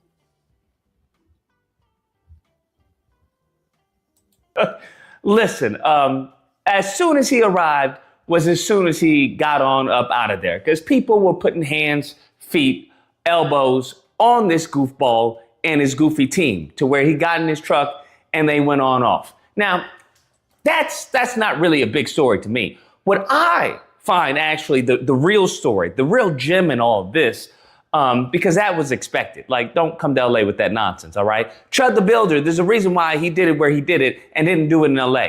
Chud the Builder wouldn't have lasted. Hey, Queen, how you doing? How you doing? Yeah, you know what? Listen, I'm not a 100% fan of Jane Elliott, but yeah, there's some sisters out there that would rip her apart. And you're absolutely right. I think this sister that was on the screen ahead of her would have absolutely done that. Actually, Queen, from what I've seen about you, I think you'd give her a nice little run yourself. Wouldn't you think so? I won't even say a week. He wouldn't have lasted a couple of days. It would have been game over for Chud, just so we're clear.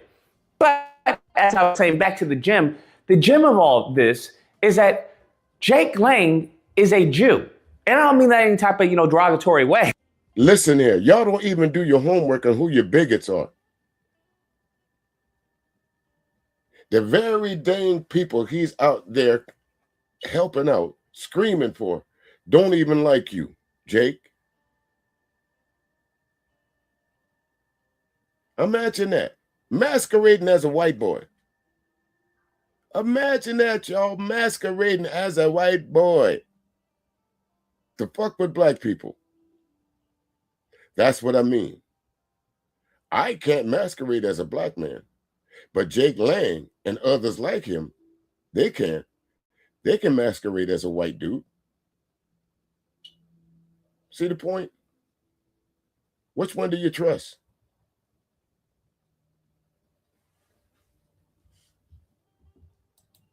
But he's a Jewish white man masquerading as a Christian. I guess that somebody will say that picture was AI generated. No, that's him in his younger days before he realized, you know what? Being a bigot is profitable. Running around messing with black people is profitable. I'll be somebody. I can, instead of just a good old regular 9 to 5, I can go around and harass black people, and guess what? I'll get paid for it. Because there he is right there with his yarmulke on, kissing the wall with this little thing in his hand there. That's Jake Lang. I'm wondering if his name is really Jake Lang, or is that a pseudo name? Is his last name Rothstein or Goldstein?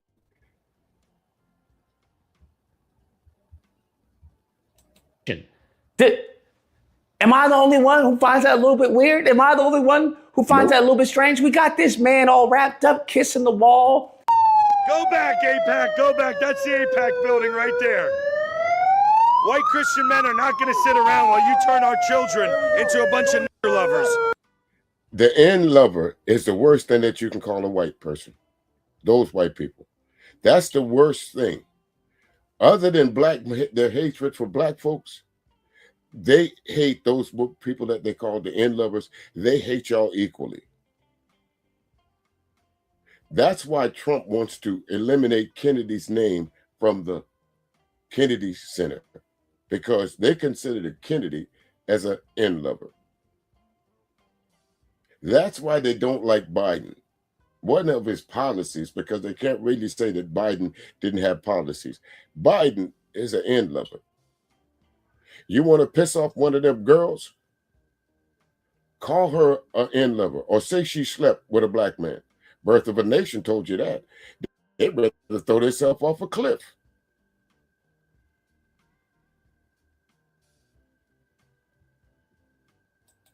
Like he's a Jew that's trying to deny Judaism and now trying to LARP. Now, remember now, I pointed out something earlier. Remember that hat he was wearing? Who hated more Jews more than the Nazis?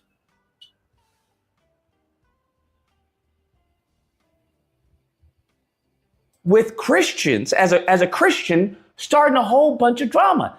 Does anyone see a problem with this? No one sees this. Hey, maybe this person is an agent. Maybe this person is a Mossad agent, possibly trying to cause division, because he just got out of jail on bond from causing a disruption with the Chud the Builder case. So this is his claim to fame. This is all he's doing. Now, the crazy part on top of that is that he was caught messing around with the little 15-year-old, right? He was asking this 15-year-old, hey, when do you turn? And again, no disrespect, Pure, but I know that you are no disrespect when I say this. I know, but you are obviously you're a Caucasian female, and you hang around us. I don't mean that in a bad way, of course, but I'm sure that you have been called that before. I know that because I've dated white females, and they've all told me the same thing. Yeah, the first thing they called me was an end lover. When they saw me and you together quietly, they wouldn't say it in front of us, because I think they knew better. But when they saw me by myself, they go, that end level. I don't want none of that. The walls ain't no good no more. That was some of the comments that she told me that folks that look like her, especially white men, looked like her, said to her. So I understand. I know you're not wrong. 16 and we can still have, conversations. Whenever you turn 16, we can meet up. Now, listen, once that happens, I would think everybody, white men, Let's not gloss over that. This guy, Jake Lang and Chud the Builder, both of them have been, when it comes to dealing with these kiddies. One of them's talking about, well, I know you're 16 now, but I know you're 15 now, but call me when you get 16. We can do a little something. They don't got a problem with that.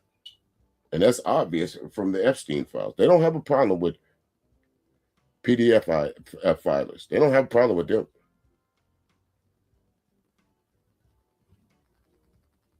Black men, everybody, all of his followers, which is predominantly, honestly, the ironic part, his followers are very similar to, the white gay Mexican. They point to his followers, probably a bunch of brown people, but, bunch of Latinos. But that's besides the point, a bunch of Latinos, and Indians. But I would think that, hey, there would have to be a line, like you can catch this man, trying to mess, sneaky link with a child, bro. What are we talking about? Come on now, dog.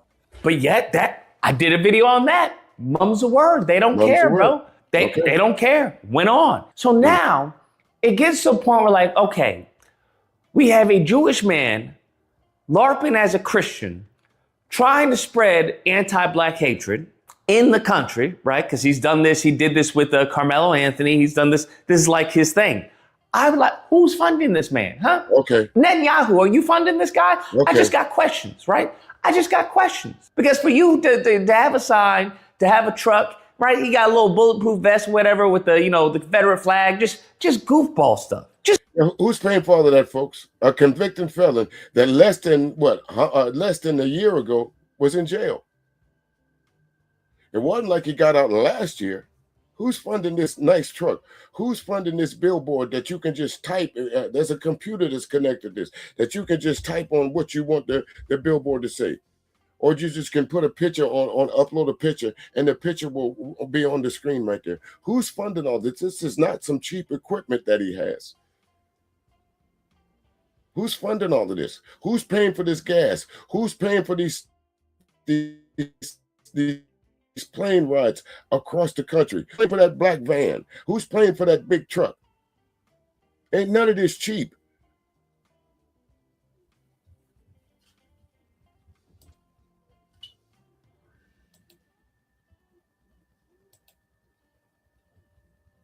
Did I mess up? Yeah, I messed up. My fault. There we go. Let's go back a little bit. Hold on just a second. Let me get to the right spot. There we go. Care, bro. They don't care. Went on. So now it gets to a point where like, okay, we have a Jewish man LARPing as a Christian, trying to spread anti-black hatred in the country, right? Because he's done this. He did this with Carmelo Anthony. He's done this. This is like his thing. Yeah. I'm like, who's funding this man? Huh? I don't know. Netanyahu, are you funding this guy? I just got questions, right? I just got questions. Because for you to have a sign, to have a truck, right? You got a little bulletproof vest, whatever, with the, the Confederate flag, just goofball stuff. Just goofball stuff. Just straight goofy. Somebody's got to be funding him to fly out to LA, right? To get a truck and get a whole billboard, a little digital screen book. Anyways, like I said, these are all questions that I had. And but then it gets to a point where it's like, add another question, because he's not the only one with a bulletproof vest. Shit, messed it up again. There we go. Let me go back again. Keep pushing the wrong button. Look, he's not the one. Look at that. Look at that nice truck. That's wouldn't that be considered a dually? Dualies ain't cheap. Extended cab, 4-door. How much gas does that thing take to haul around that trailer? Who's funding him?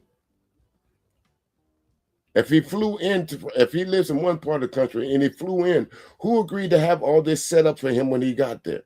Who created all those signs? He's not doing this by himself. Look at the dude in the suit. Do those guys sitting in the truck right there, do all 4 of those guys look like they would hang out at any time together? Dude with the suit, and then you got the raggedy ones.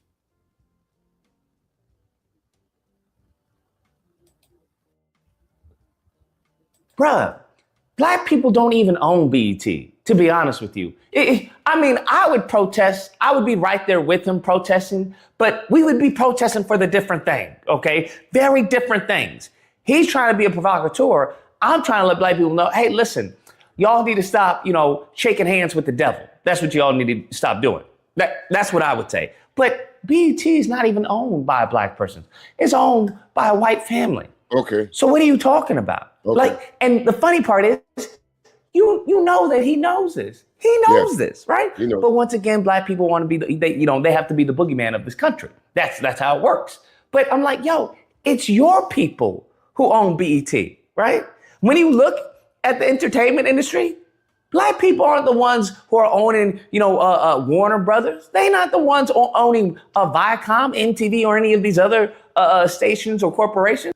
Have y'all noticed that Clive Davis, I don't know how many of you know this, but Clive Davis passed away a couple of days ago. Have y'all really heard anything about that in the black community? Anybody? I'm wondering why. Because we know what Clive Davis did. We know who he is. We're not going to celebrate you, Clive Davis. Y'all can celebrate him, but we're not going to. I can understand some of the black folks that you made their careers possible. Right. As famous as Clive Davis is, not everyone knew that this man passed away and he already been put in the ground. But all these great superstars, the Mariah Careys, the Whitney Houstons, all the super groups, you think there would be a little bit more, oh my goodness, Clive is gone. That just goes to show you, Clive, you wasn't that important in our community.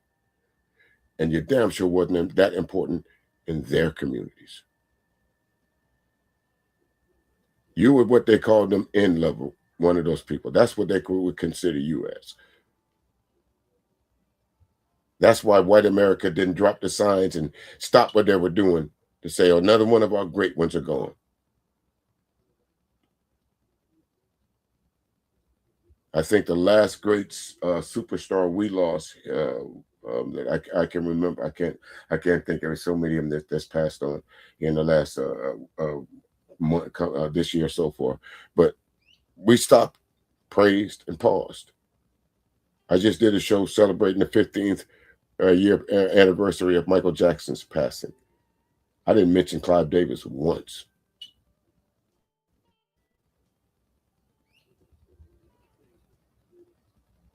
That's not what's going down. It's predominantly your people who own it. So if you want to talk about degeneracy and culture, first off, this ain't even black culture. This is the crazy part. This is like some type of Frankenstein of black culture and Jewish and white, I guess, lack of scruples, but I think that's what it would be. This is what you guys have created to monetize it, right? This is commercialism. This has nothing to do with black. You just slapped the label on it because y'all know that we sell. That's true. That's true. That's what it boils down to. Like, this is really more of your culture trying to monetize anything and everything, whether it's OnlyFans, whether it's, pornography, the litany of things. Y'all don't have a problem with monetizing degeneracy as long as you can monetize it. So it has nothing to do with black culture. But the jokes write themselves, like I said. They sure do. The jokes write themselves.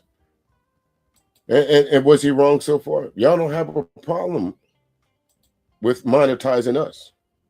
And don't, Lily Gaddis, don't think I forgot about you, because you pointed that out. And your hatred of black people, you literally asked white people, why are they acting like us? Because it sells. Whether it's our degeneracy or our greatness, y'all will monetize it. And that's what D.L. Hughley said as well. That's why I got him peeking out the corner, because he's looking at me. Wait a boy, way to go get it, music. That's my boy right there. Now, let's listen to Lily Gaddis mad at y'all, at them folks that she considers to be the end lovers. Watch. Let me move this off the screen.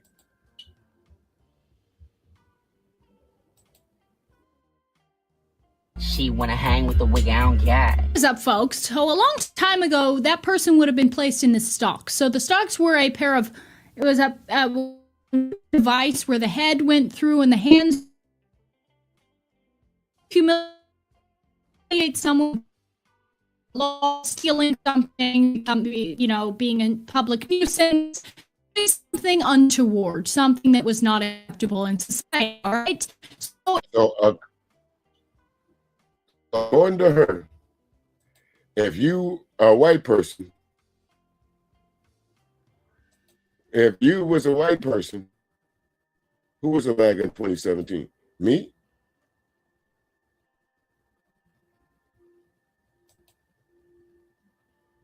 Am I still here?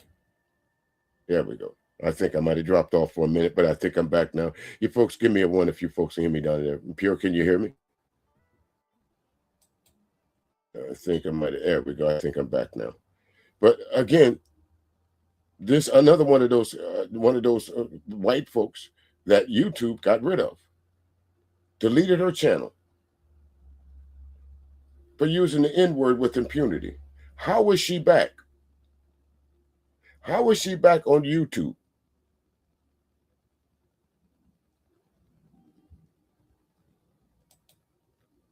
How? Oh, you're talking about Stephen A. Smith. Is that who you're speaking of? Stephen A.? Yeah, he's another grifter. He's another one of them, as my man Amazing Lucas calls him. He's one of them Sambo soldiers there, Cam. I was going to name one of my children Cameron, but mother made me name something else. I lost that fight. But anyway, here it is. We took the good time, and I don't mind saying it. I reported her channel. Don't mind it at all. Or Angry Man too? Yeah. Yeah, he's still over there trying to grift off of being a so-called Republican. But I don't mind saying that I reported her channel. And for a while, YouTube took her down. But she was able to operate on TikTok and all these other big social X, all these other big social media platforms. She was over there crying about she lost her job. She lost her only form of income. Go over to her channel and see how much she talks about black people. You talk about living rent free. But this is what she's called. Oh, Amazing Lucas. Again, if he was a Trump supporter at one time, well, you know what? I'll say this, Cam. He does have some opposing views that I particularly didn't agree with. I will say that. Yeah. His some of his political ideology, I can't talk that much. You're right. I wouldn't call it supporting MAGA, but he definitely was, on the side. If you look at it that way, yeah. In today's world, unfortunately, that is what we have become. We went from Bach, Mozart, to Leonardo da Vinci. We went from all these great men in history. None of them Americans. Notice she's scouting out the Europeans. Why can't you name some of these great Americans like George Washington, who was using slaves' teeth in his head? How about Thomas Jefferson, who was had relations with a 14-year-old, 15-year-old slave that bore how many children? I guess ain't too much great about them.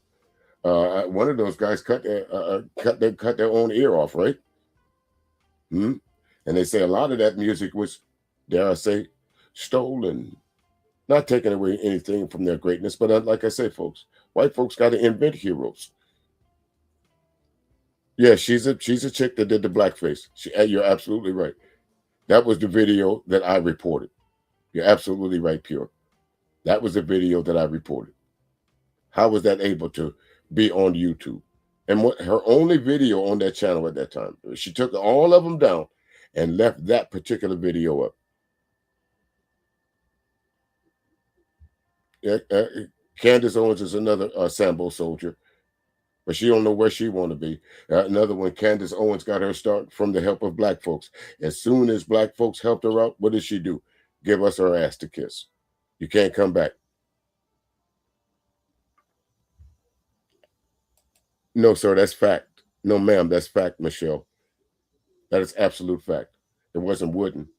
Have you ever put wood in your mouth? Have you ever put a toothpick in your mouth, Michelle? Have you ever chewed on a toothpick? What happens to a toothpick? What happens to wood if it's kept in your mouth for a certain amount of time? It becomes what? Wet? Waterlogged, so to speak. It would be impossible for George Washington to have wooden teeth.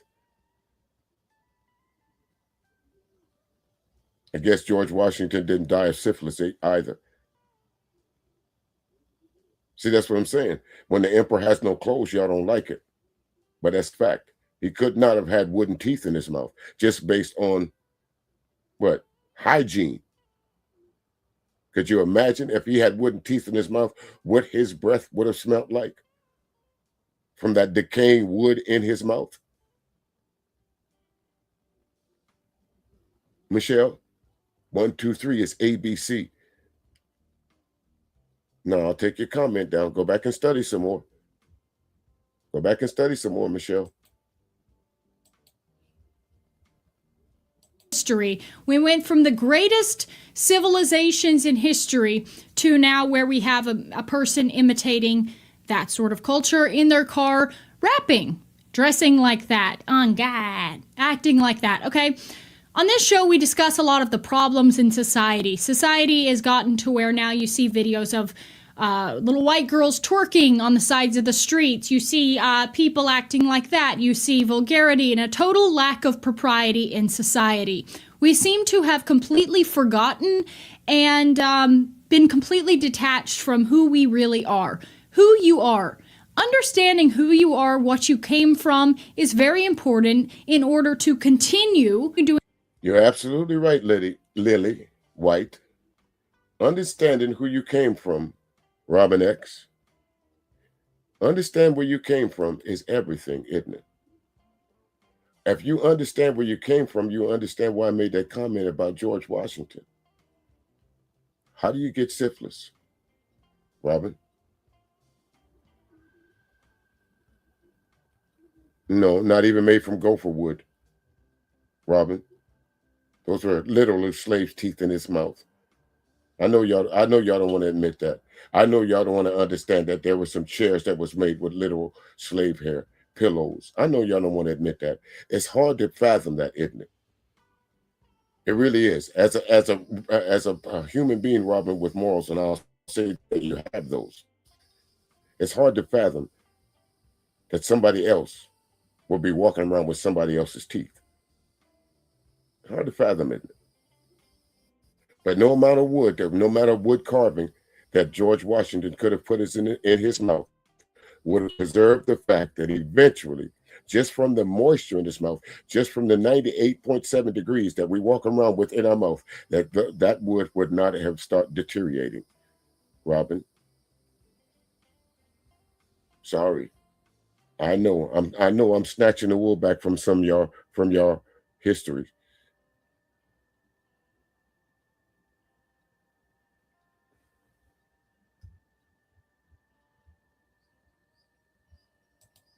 The great things that your ancestors did years, generations, millennia before you, okay?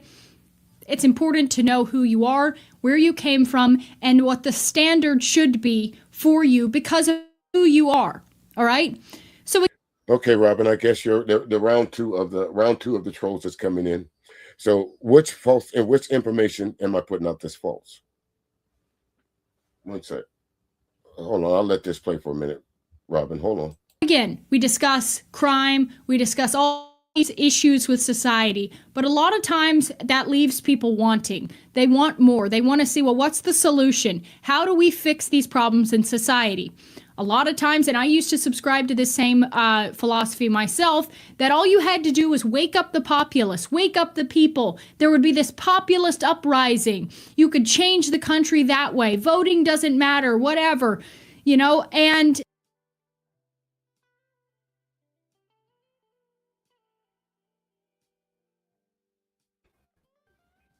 what's your name there? Robin? Let me read this to you. I went and asked somebody that you trust.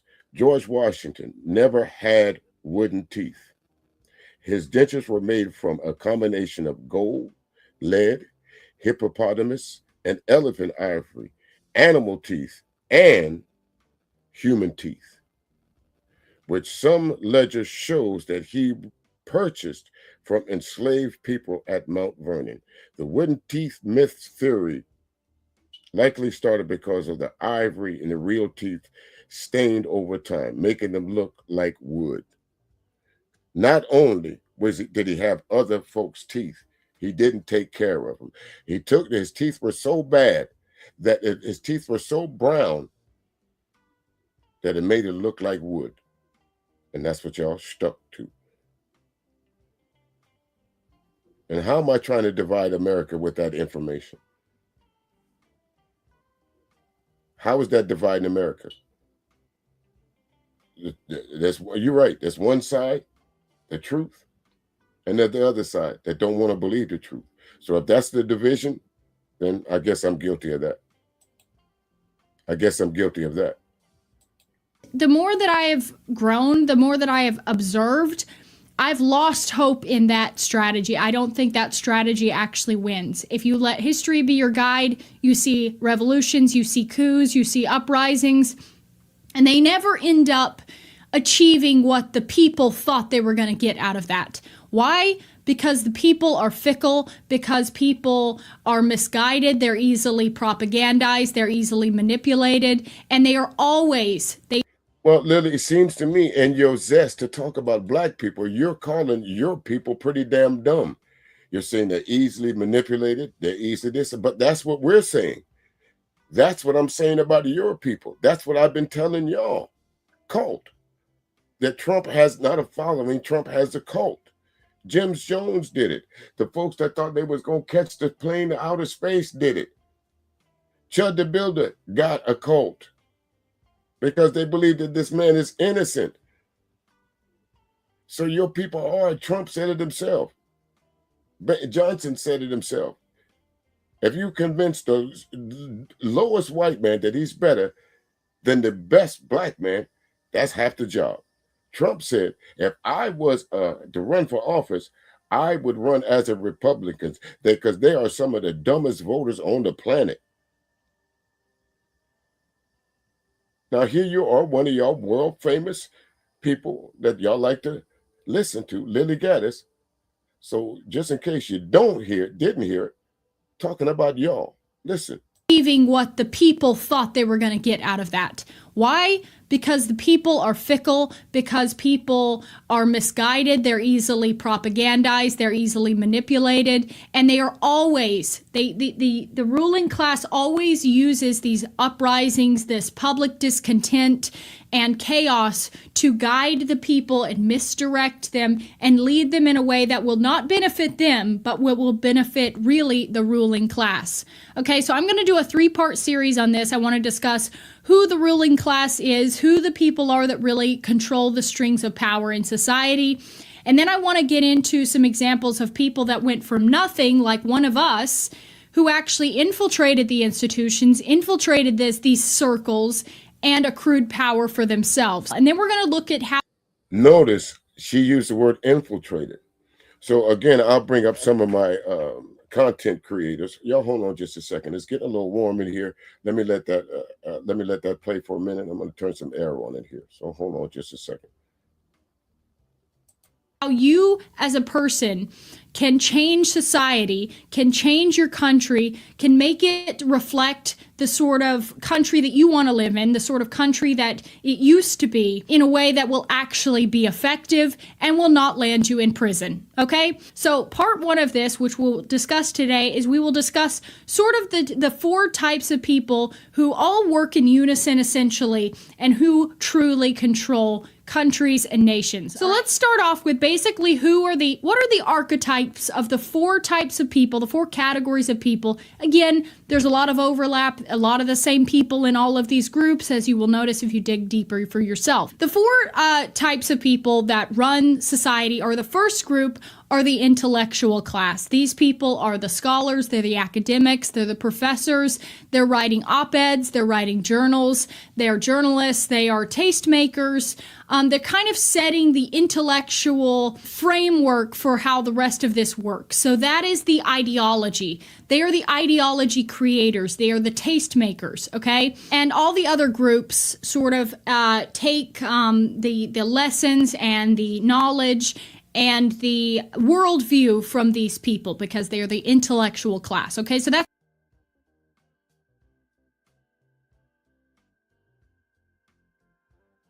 Mr. Duke, I see you back, huh? I know. I know. I know. It's like nails on the chalkboard in it. It really is. But actually, she really thinks she's educating people right now about this working class. There's nothing that Lily Gaddis can tell me that to educate me.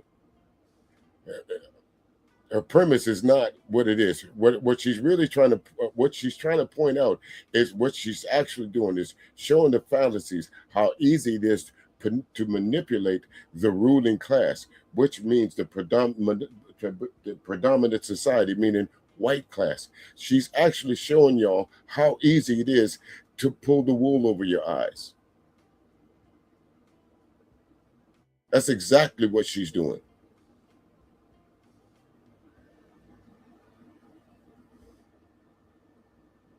Let's see something else here. I wanted to go back to this. I didn't want to go that far. Society can change your country, can make it reflect the sort of country that you want to live in, the sort of country that it used to be, in a way that will actually be effective. Now that's what I'm talking about. The way it used to be. Like you were around then. You don't look that old. Like you were around then. So that's what I'm saying. The way it used to be. Those racial tropes that she uses, those ideas of what's right and wrong. Someone told her that. What's up there, young Reyes? How you doing, good brother? Someone told her this is how you act. So it's passed down from generation to generation. What you mean how it used to be? Because they're quick to say you wasn't around for slavery, but she's quick to say how it used to be back in the good old days. You wasn't around for the good old days, were you? She wasn't around for the good old days, was she, Reyes? And will not land you in prison. Okay? So part one of this, which we'll discuss today, is we will discuss sort of they donate to political campaigns. They donate to all of these other sorts of things, these institutions. They donate to charitable institutions, but as you will say, that is mostly meant to be a tax write-off, or it is meant to sway political campaigns. These are also people who run banks. These are the bankers. They're, like I said, the donors. They're the financiers. They're the Wall Street people. They're the people who work in the finance industry. And as you will see, these people have a lot of sway in the government. For example. Absolutely right. And that's as far as we need to go with her. But actually, she's pointing out what you guys are trying to tell us, that we're controlling the country. What she's pointing out, what I'm calling the racists, because these are the people that can decide where you live, how you live, why you live. These are the people that can enact laws. And as we see with Trump, all you need is some money. And he'll pay attention to you. Ain't that right, OG? All you need is some money to be in Trump's favor. Think about that reflecting pool. A no-bid contract for millions of dollars went out to a friend of his. Let's talk about the $250 million that Kristi Noem spent on those commercials. No-bid contracts that went out to her friends.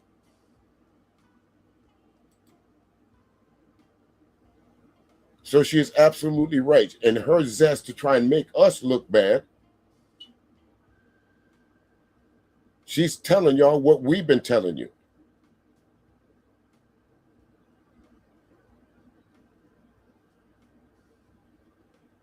But that don't stop me from going over and flagging your channel. So Lily Gaddis, because of all those N-words that you use over there, I flagged a couple of your videos. Sure did. May not do no good, but at least I let YouTube know, and the powers that be know. And actually, I'm going to, as far as Megyn Kelly is concerned, going to fire out a letter to Sirius XM saying this is what you guys stand for. You got to do something, folks. Even if it's sitting on a YouTube stream for 2.5 hours pointing it out, taking a written letter, going to your local meetings to make sure that the school board is there to help you, checking all these different things. You can't be a couch potato and act like you know what's going on, which a lot of you content creators do, like Lily Gaddis. You can't be an agitator, then scream, "We are the world," like Chud the Builder and like his friend Jake Lang. You can't call America a free society when you think the First Amendment gives you the right to go around and disrespect people. Let's take that off the screen. And let's go to our last.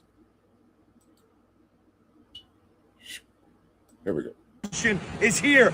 Will we allow the court system to weaponize against us, to give us two-tiered treatment, or will we stand up as heritage Americans for Chud the Builder, who's been given a raw deal? As heritage America for Chud the Builder, who was given a raw deal. Chud the Builder was in court. He was supposed to be in court earlier. He missed that court date. Had no reason to be on the grounds because a bench warrant was already issued for his arrest. Instead of him leaving the court grounds and going on about his business, he decided to confront, as we see these days, a fucking round and find out moment. Brother wasn't having it. Brother told him, listen here, PSTD. PS, put that shit down.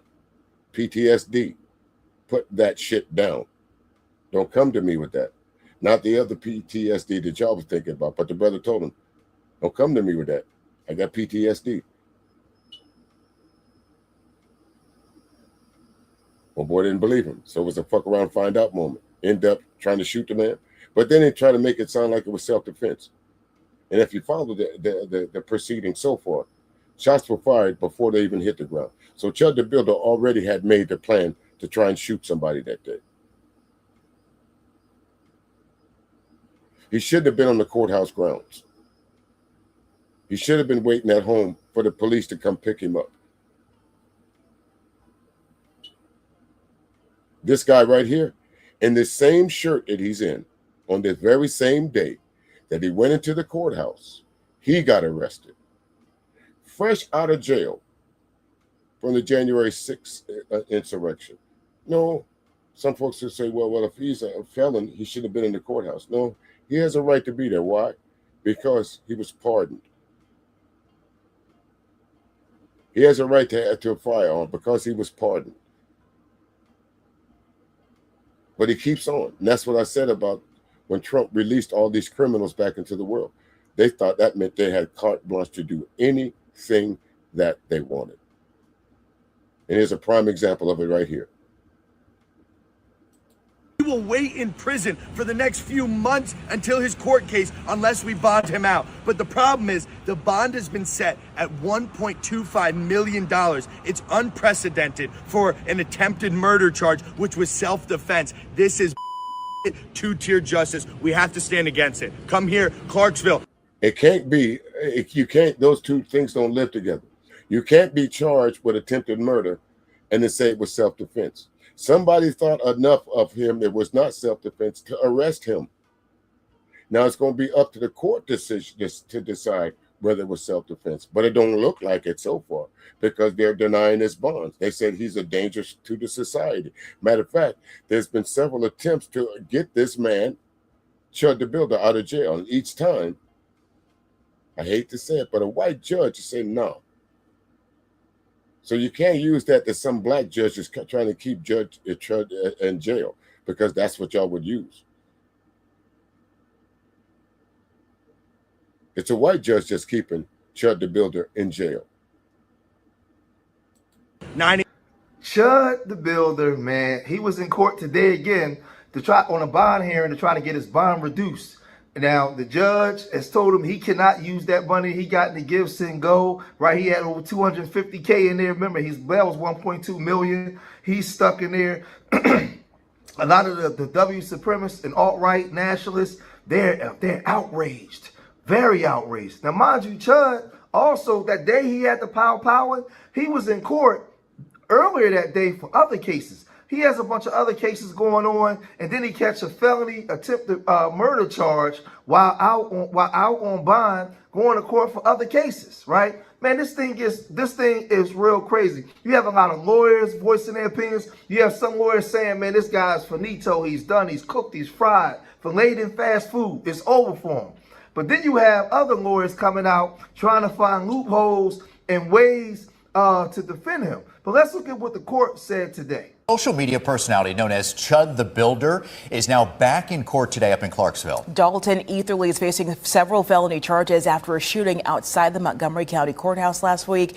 News 2's Maggie Weaver is live this morning with what we can expect to happen in today's bond hearing. And Maggie, you were there for last week's hearing as well. Yeah, good morning, Mark and Nikel. That's right. I was here whenever Chud the Builder, Dalton Etherly, was walked into that courtroom. Now, today's hearing is expected to focus on whether Etherly will continue to be jailed under that estimated $1.25 million bond, or if a judge could change those conditions. Now, investigators do say that Etherly, known online as Chud the Builder, was involved in a shooting outside the Montgomery County Courthouse here last Wednesday. Authorities say both Etherly and another man were shot during this incident and taken for medical treatment. Now, court records do show that Etherly had been at the courthouse earlier that day for a separate civil debt appearance. Etherly is now charged with attempted criminal homicide, employing a firearm during a dangerous felony, aggravated assault, and reckless endangerment. Now, at his first court appearance last week, a judge cited the seriousness of these charges, public safety concerns, and the fact that the shooting happened outside a courthouse when setting that temporary bond amount. Now, court records do show that Etherly has pending cases in both Montgomery. Now, I tell you what, you can guarantee it that Chud the Builder will not look that deputy in the face. That is Chud the Builder's worst nightmare right there, folks. That black man with that badge staring him directly in the face. That is his worst nightmare right there. That is Chud the Builder's reality right there. But you asked for this, Chud. And I can only imagine, as a black man, I can only imagine what's going through that black man's mind right now. Yeah. Law got you now. Sheriff come to get you, boy, but you never come out again. I shot the sheriff. Guess who get to take you behind it and put them cuffs on you tonight? Guess who get to take you in there when you hear that the cold clang of that steel door? Guess who gonna be chimping out tonight? How can I tell? Because I know the look. I am him. I know the look because I've given it before. I know the look. I was in the Marine Corps. I know the look of those guys who did not want to take direction from me. I know the look. I know the look. I've stood in front of many of white men that did not want to take direction from me. And the only reason they had to is because them stripes told them that they had to. I know the look. What's up there, Sock Passe? How you doing? Good to see you, brother. Welcome in. Montgomery and Davidson counties. And at today's hearing, we're expecting to hear more about both those cases as that bond amount is set. Now, we're hearing that the bond was not lowered, right? He will remain in jail. How he's going to get out, nobody knows. But this is what they're reporting after this court hearing. Court for Chud the Builder is over, so let's go over everything that happened and what was told in court and what was not told in court. So if you're following this case, you know that he's in custody on $1.25 million bail. That is going to stay. The $1.25 million bail stays, okay?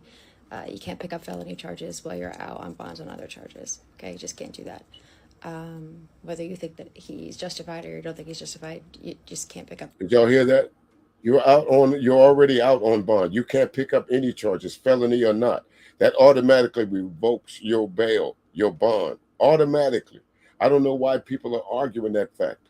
Chud the Builder should have been in court, but he decided to skip court. He has a bench warrant that was issued for him. I can guarantee you, any other, I don't care what ethnicity that you call yourself, if you went to court and did not show up, I don't care if it's for child support or a traffic ticket or a felony. If you don't show up, there's going to be an arrest warrant issued for you. And depending on the severity, there's going to be a bolo out for you. Be on the lookout. If they see you anywhere, they're going to arrest you. Absolutely. There's going to be a bench warrant issued on your behalf. So that maybe at 2 o'clock in the morning, 3 o'clock in the morning, 6 o'clock in the morning, because they usually come like thieves in the night. They know that you're aware at 8 o'clock, 7 o'clock, 5 o'clock. You can look out the window. They want to catch you when you sleep, when you think ain't nobody coming to get you. And then they come in there with them boomsticks and smoke grenades, bust down your door. Felony charges while you're out on bond on other charges. Judges don't like that. His prelim is scheduled for Tuesday, so I guess we'll find out more information. But this is from Paranormal Chris over on Twitter. 7 church report. That's the victim. No audio available. So still, they believe there was a live stream that investigators were trying to get. Dalton approach walked around after initial discussion. Still, that's another thing I don't get. How can folks say there was a live stream that they can't get? What you mean you can't get it? He was live streaming every day. How was all of a sudden you can't get it? How is it not available?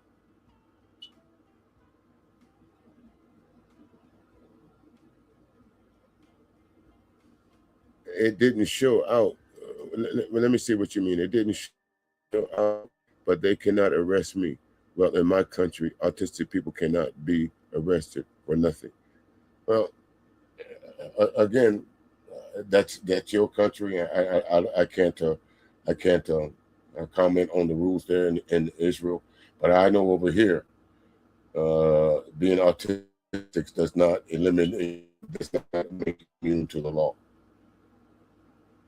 No, but I don't see a whole lot of autistic people in the United States going out committing crimes anyway, to be quite honest with you. I see a lot of people trying to compare themselves, saying that they're on the spectrum. But a true person that has autistic ability that is on the spectrum, I don't think they're going out committing crimes. As a matter of fact, I know they're not. At least not the ones that I'm aware of. He was saying this. For real, I'm probably going to get a lot of heat for this, but I'll just say it anyway. After talking with some of you guys that saw the footage, what I've looked at myself, if the eyewitnesses are right. And here we go. Another one of these sad niggas. Have y'all ever seen Curious George before? If you go back when you have some time, go look up there was a little animated character, a little cartoon character, a little book used to call Curious George. Curious George, it was kind of like he used to help kids read and different things like Curious George goes to the market. Curious George does this. Go look at Curious George and tell me if you don't look like Curious George. Calling people monkeys and apes.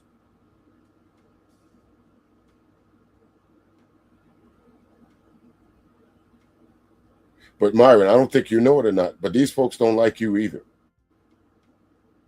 You're just another one of them Sambo soldiers that Amazing Lucas be talking about. And speaking of immigrants, your family is from where? You're not even, I don't even think you're a first generation. Chud is innocent, bro. How? That's going to piss a lot of people off. Let me be clear about this, bro. I don't agree with IRL streaming and antagonizing people. I don't agree with that. I even messaged them myself and said, hey, bro, look, you got to move different. You got to be more intelligent. Literally, like the day or two before he got arrested. And he's a nice guy. He responded, right? He said thank you and everything else like that. But I do think there's always somebody that says, I reached out to that guy. I told a guy that this is not doing it. So you can't have it both ways, Myron. You can't say that he has the right to do that and then think there's no consequences behind it. Are you kidding me?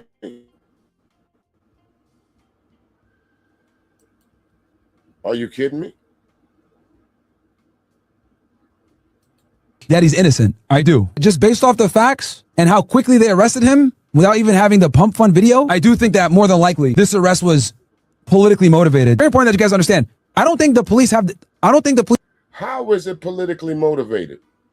See, that's what this is the danger of listening to people like Myron, that they want to be in such a close proximity to whiteness that literally will say anything. Do you understand that you are was in a courthouse setting? Okay. Do you not know that there's cameras all over that courthouse lawn?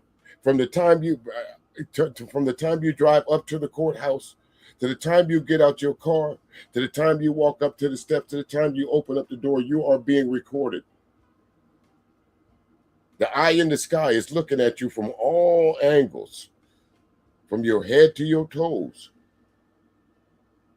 So what you mean there's no video? The only reason there's no video is probably because the judge probably put a gag on it. Or somebody's trying to hold on to it. But there's video. Oh, believe me, there's video. And maybe there's video that you don't want to see. And yes, they are. They're doing a good job of keeping them behind bars, aren't they? Yes, they are. They're doing a great job of keeping them behind bars. Had this video at the time they made the arrest. Rather, they said, you know what, let's just arrest him, absolve ourselves of the responsibility, protect him too, because if he walked away from this, it would have been national news and they might try to come and kill him because they doxed his address many times. But I've heard from multiple people that watched the live stream, who, by the way, are probably going to be the most credible witnesses because they actually saw what happened. To me, it looks like a self-defense case. And this has come from people that watch the stream. Yeah, bro. Guys, again, I don't agree with what he does. But at the end of the day, that doesn't give someone license to punch you in the face and attack you, bro. Like, you know what I mean? Everybody has the right to self-defense. It doesn't matter. Even if, like, he might have said some things that you're mad about or you don't like. From what I understand, he never called this guy a slur until he came up to him and he said, you're going to chip out. That's when he hit him. So that's when he should wait. He should wait to be insulting first, huh? We already know Chud the Builder's character. We already know what he does. We already know that he's a provocateur. So why should I wait for him to get the first blow? Man, get on up out of here with that, bro. Don't even walk up to me because I already know about you. And that was one of the things that was presented to the judges. That's why he's still in jail right now, because of his antics, because of what he recorded online, because of what the danger that he appeared to be to the public. That's why he's still in jail. But apparently he didn't even drop the N-bomb during this interaction. But the dude had been talking about attacking Chud on Facebook prior to this incident. So in other words, he had already made threats against Chud. Oh, wait a minute, Myron. Wait a minute. So you're saying that the dude that made threats against Chud, right, that was online, they was just words. They was just words, right? But Chud was going around using words. And then remember, Chud had a tweet that said at the grand finale, unalive chimp on the ground. Remember he said that? But let's revisit some of the stuff that you've said over the years. Before we do that, that's how it is there. Rules for thee and not for me. That's what it boils down to there. But because basically, if you listen to Myron, what he's saying is this Chud is actually the victim here. That judge should be able to go around with impunity and do what he wants to people. What's up there, Lord? How you doing, good brother? And say and do what he wants to people. And there shouldn't be anything. No one has a right to respond to him. Because again, he'll use this his First Amendment thing. No, Church, you can't go around antagonizing people and then think there's nothing going to happen to him. And he did say that. He was trying to get his shoot a black man card. That's what he was trying to get. And he was trying to get a big build up to it. And also, Myron, one thing that you said that was factually incorrect, the person that Chud shot that day, he did not know. That was a random guy that just happened to be at the courthouse at the same time Chud was. Random.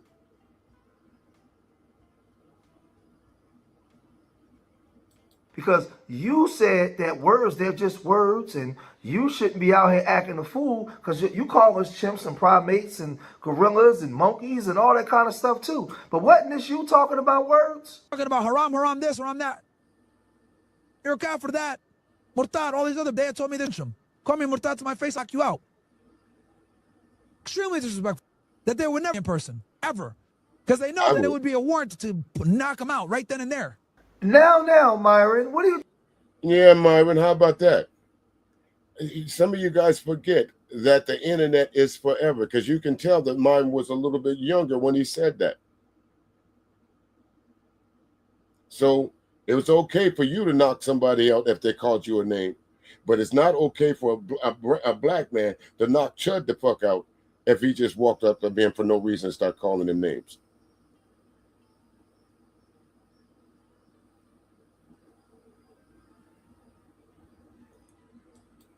Let me read this right here, Lord. It says, so if Chad just shoved or punched, therefore he will face more than likely a form of a murder charge. No, but I can't speak for the person that Chud the Builder pushed or shoved. I can't speak for their actions. I can't guess how that person is going to retaliate from being spoke to or touched. So I don't know. Do you, Lord? Do you know? Do you know what your reaction would be if I just saw you randomly, just walked up to you and pushed you?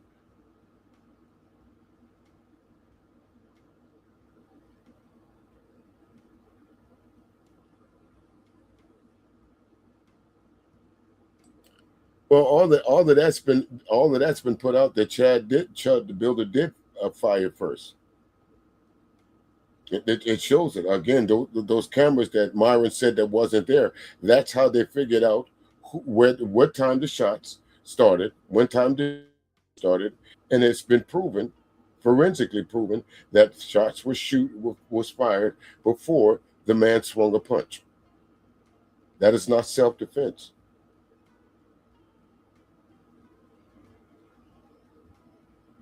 From words, so he says, according to Myron.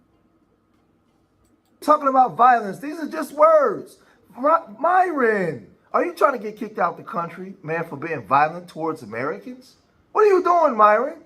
This is crazy. But you had people that went on that's why Chud the Builder is still in jail right now, because the judge deemed him as a danger to society based on his live streams, based on his tweets, and based on the fact that the evidence shows that he was not the victim, he was the aggressor. So he is where he should be, in jail. And he had to know he was going to end up in one or two places, either in jail or in the ground. He had to know that this day was coming. And if you were friends with any of you folks out there that was friends with Chud the Builder, like Myron said, why did you tell him to stop instead of egging him on?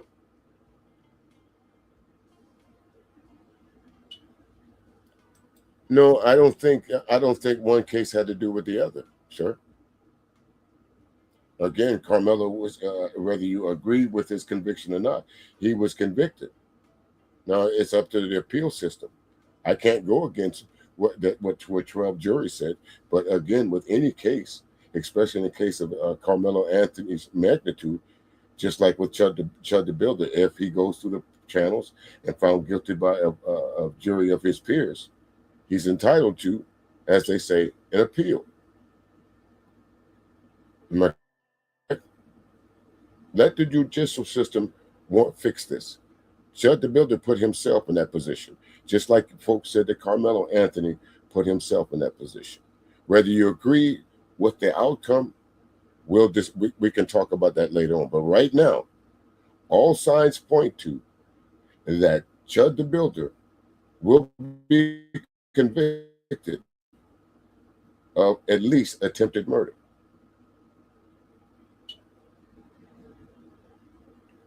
That was his original charge. He was in a restaurant filming one of his chimping out episodes, and the restaurant folks asked him to leave.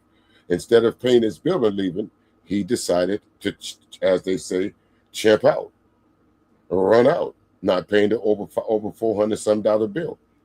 In some states, that's a criminal offense, and that's what he was supposed to be in court for. But he didn't show up for that. Into the courtroom today for Chud, that was getting kicked out the courtrooms. They was giving play-by-play for what was going on in the courtroom. Because listen, I keep telling people, man, what's going on under this administration is a necessary evil. I believe that the Most High is allowing this stuff to happen because our people went to sleep and we got too comfortable. So now we're getting kicked in the behind, and there's a whole bunch of stuff that's going on to wake our people up, man. Everything happens for a reason. It's not by everything is just happening for a reason. And it's time for our people to wake up and get on the ball, man. Right? We done survived everything. We'll survive this. But everything is happening to get your attention. And if certain things ain't enough to wake you up at some point, you deserve everything that's happening to you. Right? And I can't disagree with that. I can't disagree with that at all. I know, folks, the easiest thing to say is, I'm going to sit this one out. But the fight going to come to you whether you want it to or not. Elderly parents, if you have children with disabilities, or if you have a disability, if you've served in the military, if God forbid that you need some medication that's going to keep you alive, like diabetics. Biden capped off to where you can only charge insulin at a certain amount. Look what Trump did. The rich are getting richer, and the poor are falling more by the wayside. Look what they did to the humanitarian effort across the ponds, across the seas. Look what they did. America first. In what way is America first? Someone came in here earlier and said that I'm African American. Even though I was born in this country, you decided to put that label on me. I'm not African American. I'm a Black American. And if I move to another country, I will still be a Black American. But the only thing that'll change is my immigration status. But I'm a Black American. I was born here. I was raised here. I served in the military here. You can't get more patriotic than any other American than me. My father, my uncles, and any other Black man that served in the military that know that there was a point in time as a United States Marine that I was not even welcome into that brotherhood. I had to fight to get into that.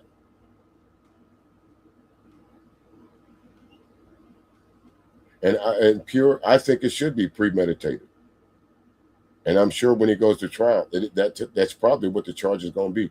Premeditated attempted murder. He came there with a gun. You knew you was going to the courthouse, so that's already wrong. You knew that your Chud the Builder knew that there is no weapons on any courthouse grounds. None. Not in your car, nowhere. You certainly can't take it to the courthouse with you. So what was your intent on bringing a gun for? What was your intent on having pepper spray or bear spray to agitate somebody, hoping that this society, the society that Trump revised, had your back? And you can see folks like Jake Lang and other Chud the Builder's fan. What's up there, Wilbur? Other Chud the Builder fans agree with this. Agree with his tactics. Agree with Lily Gaddis. That's what I need to point it out. Some folks came in and called me an agitator. No, I'm not. By showing you, by holding the mirror up to you, that's agitating you. I can understand why. Some folks came in and says I had Trump derangement syndrome, even though I rarely mentioned him. But if I do, you damn right. Like my man said, I hate Trump. I want to be sick to my. I want Trump to make my skin crawl, because that's just how much I dislike him. How much I dislike Donald Trump. He's not a good human being. He won't be sorely missed. His own wife don't want to even be in the same room with him.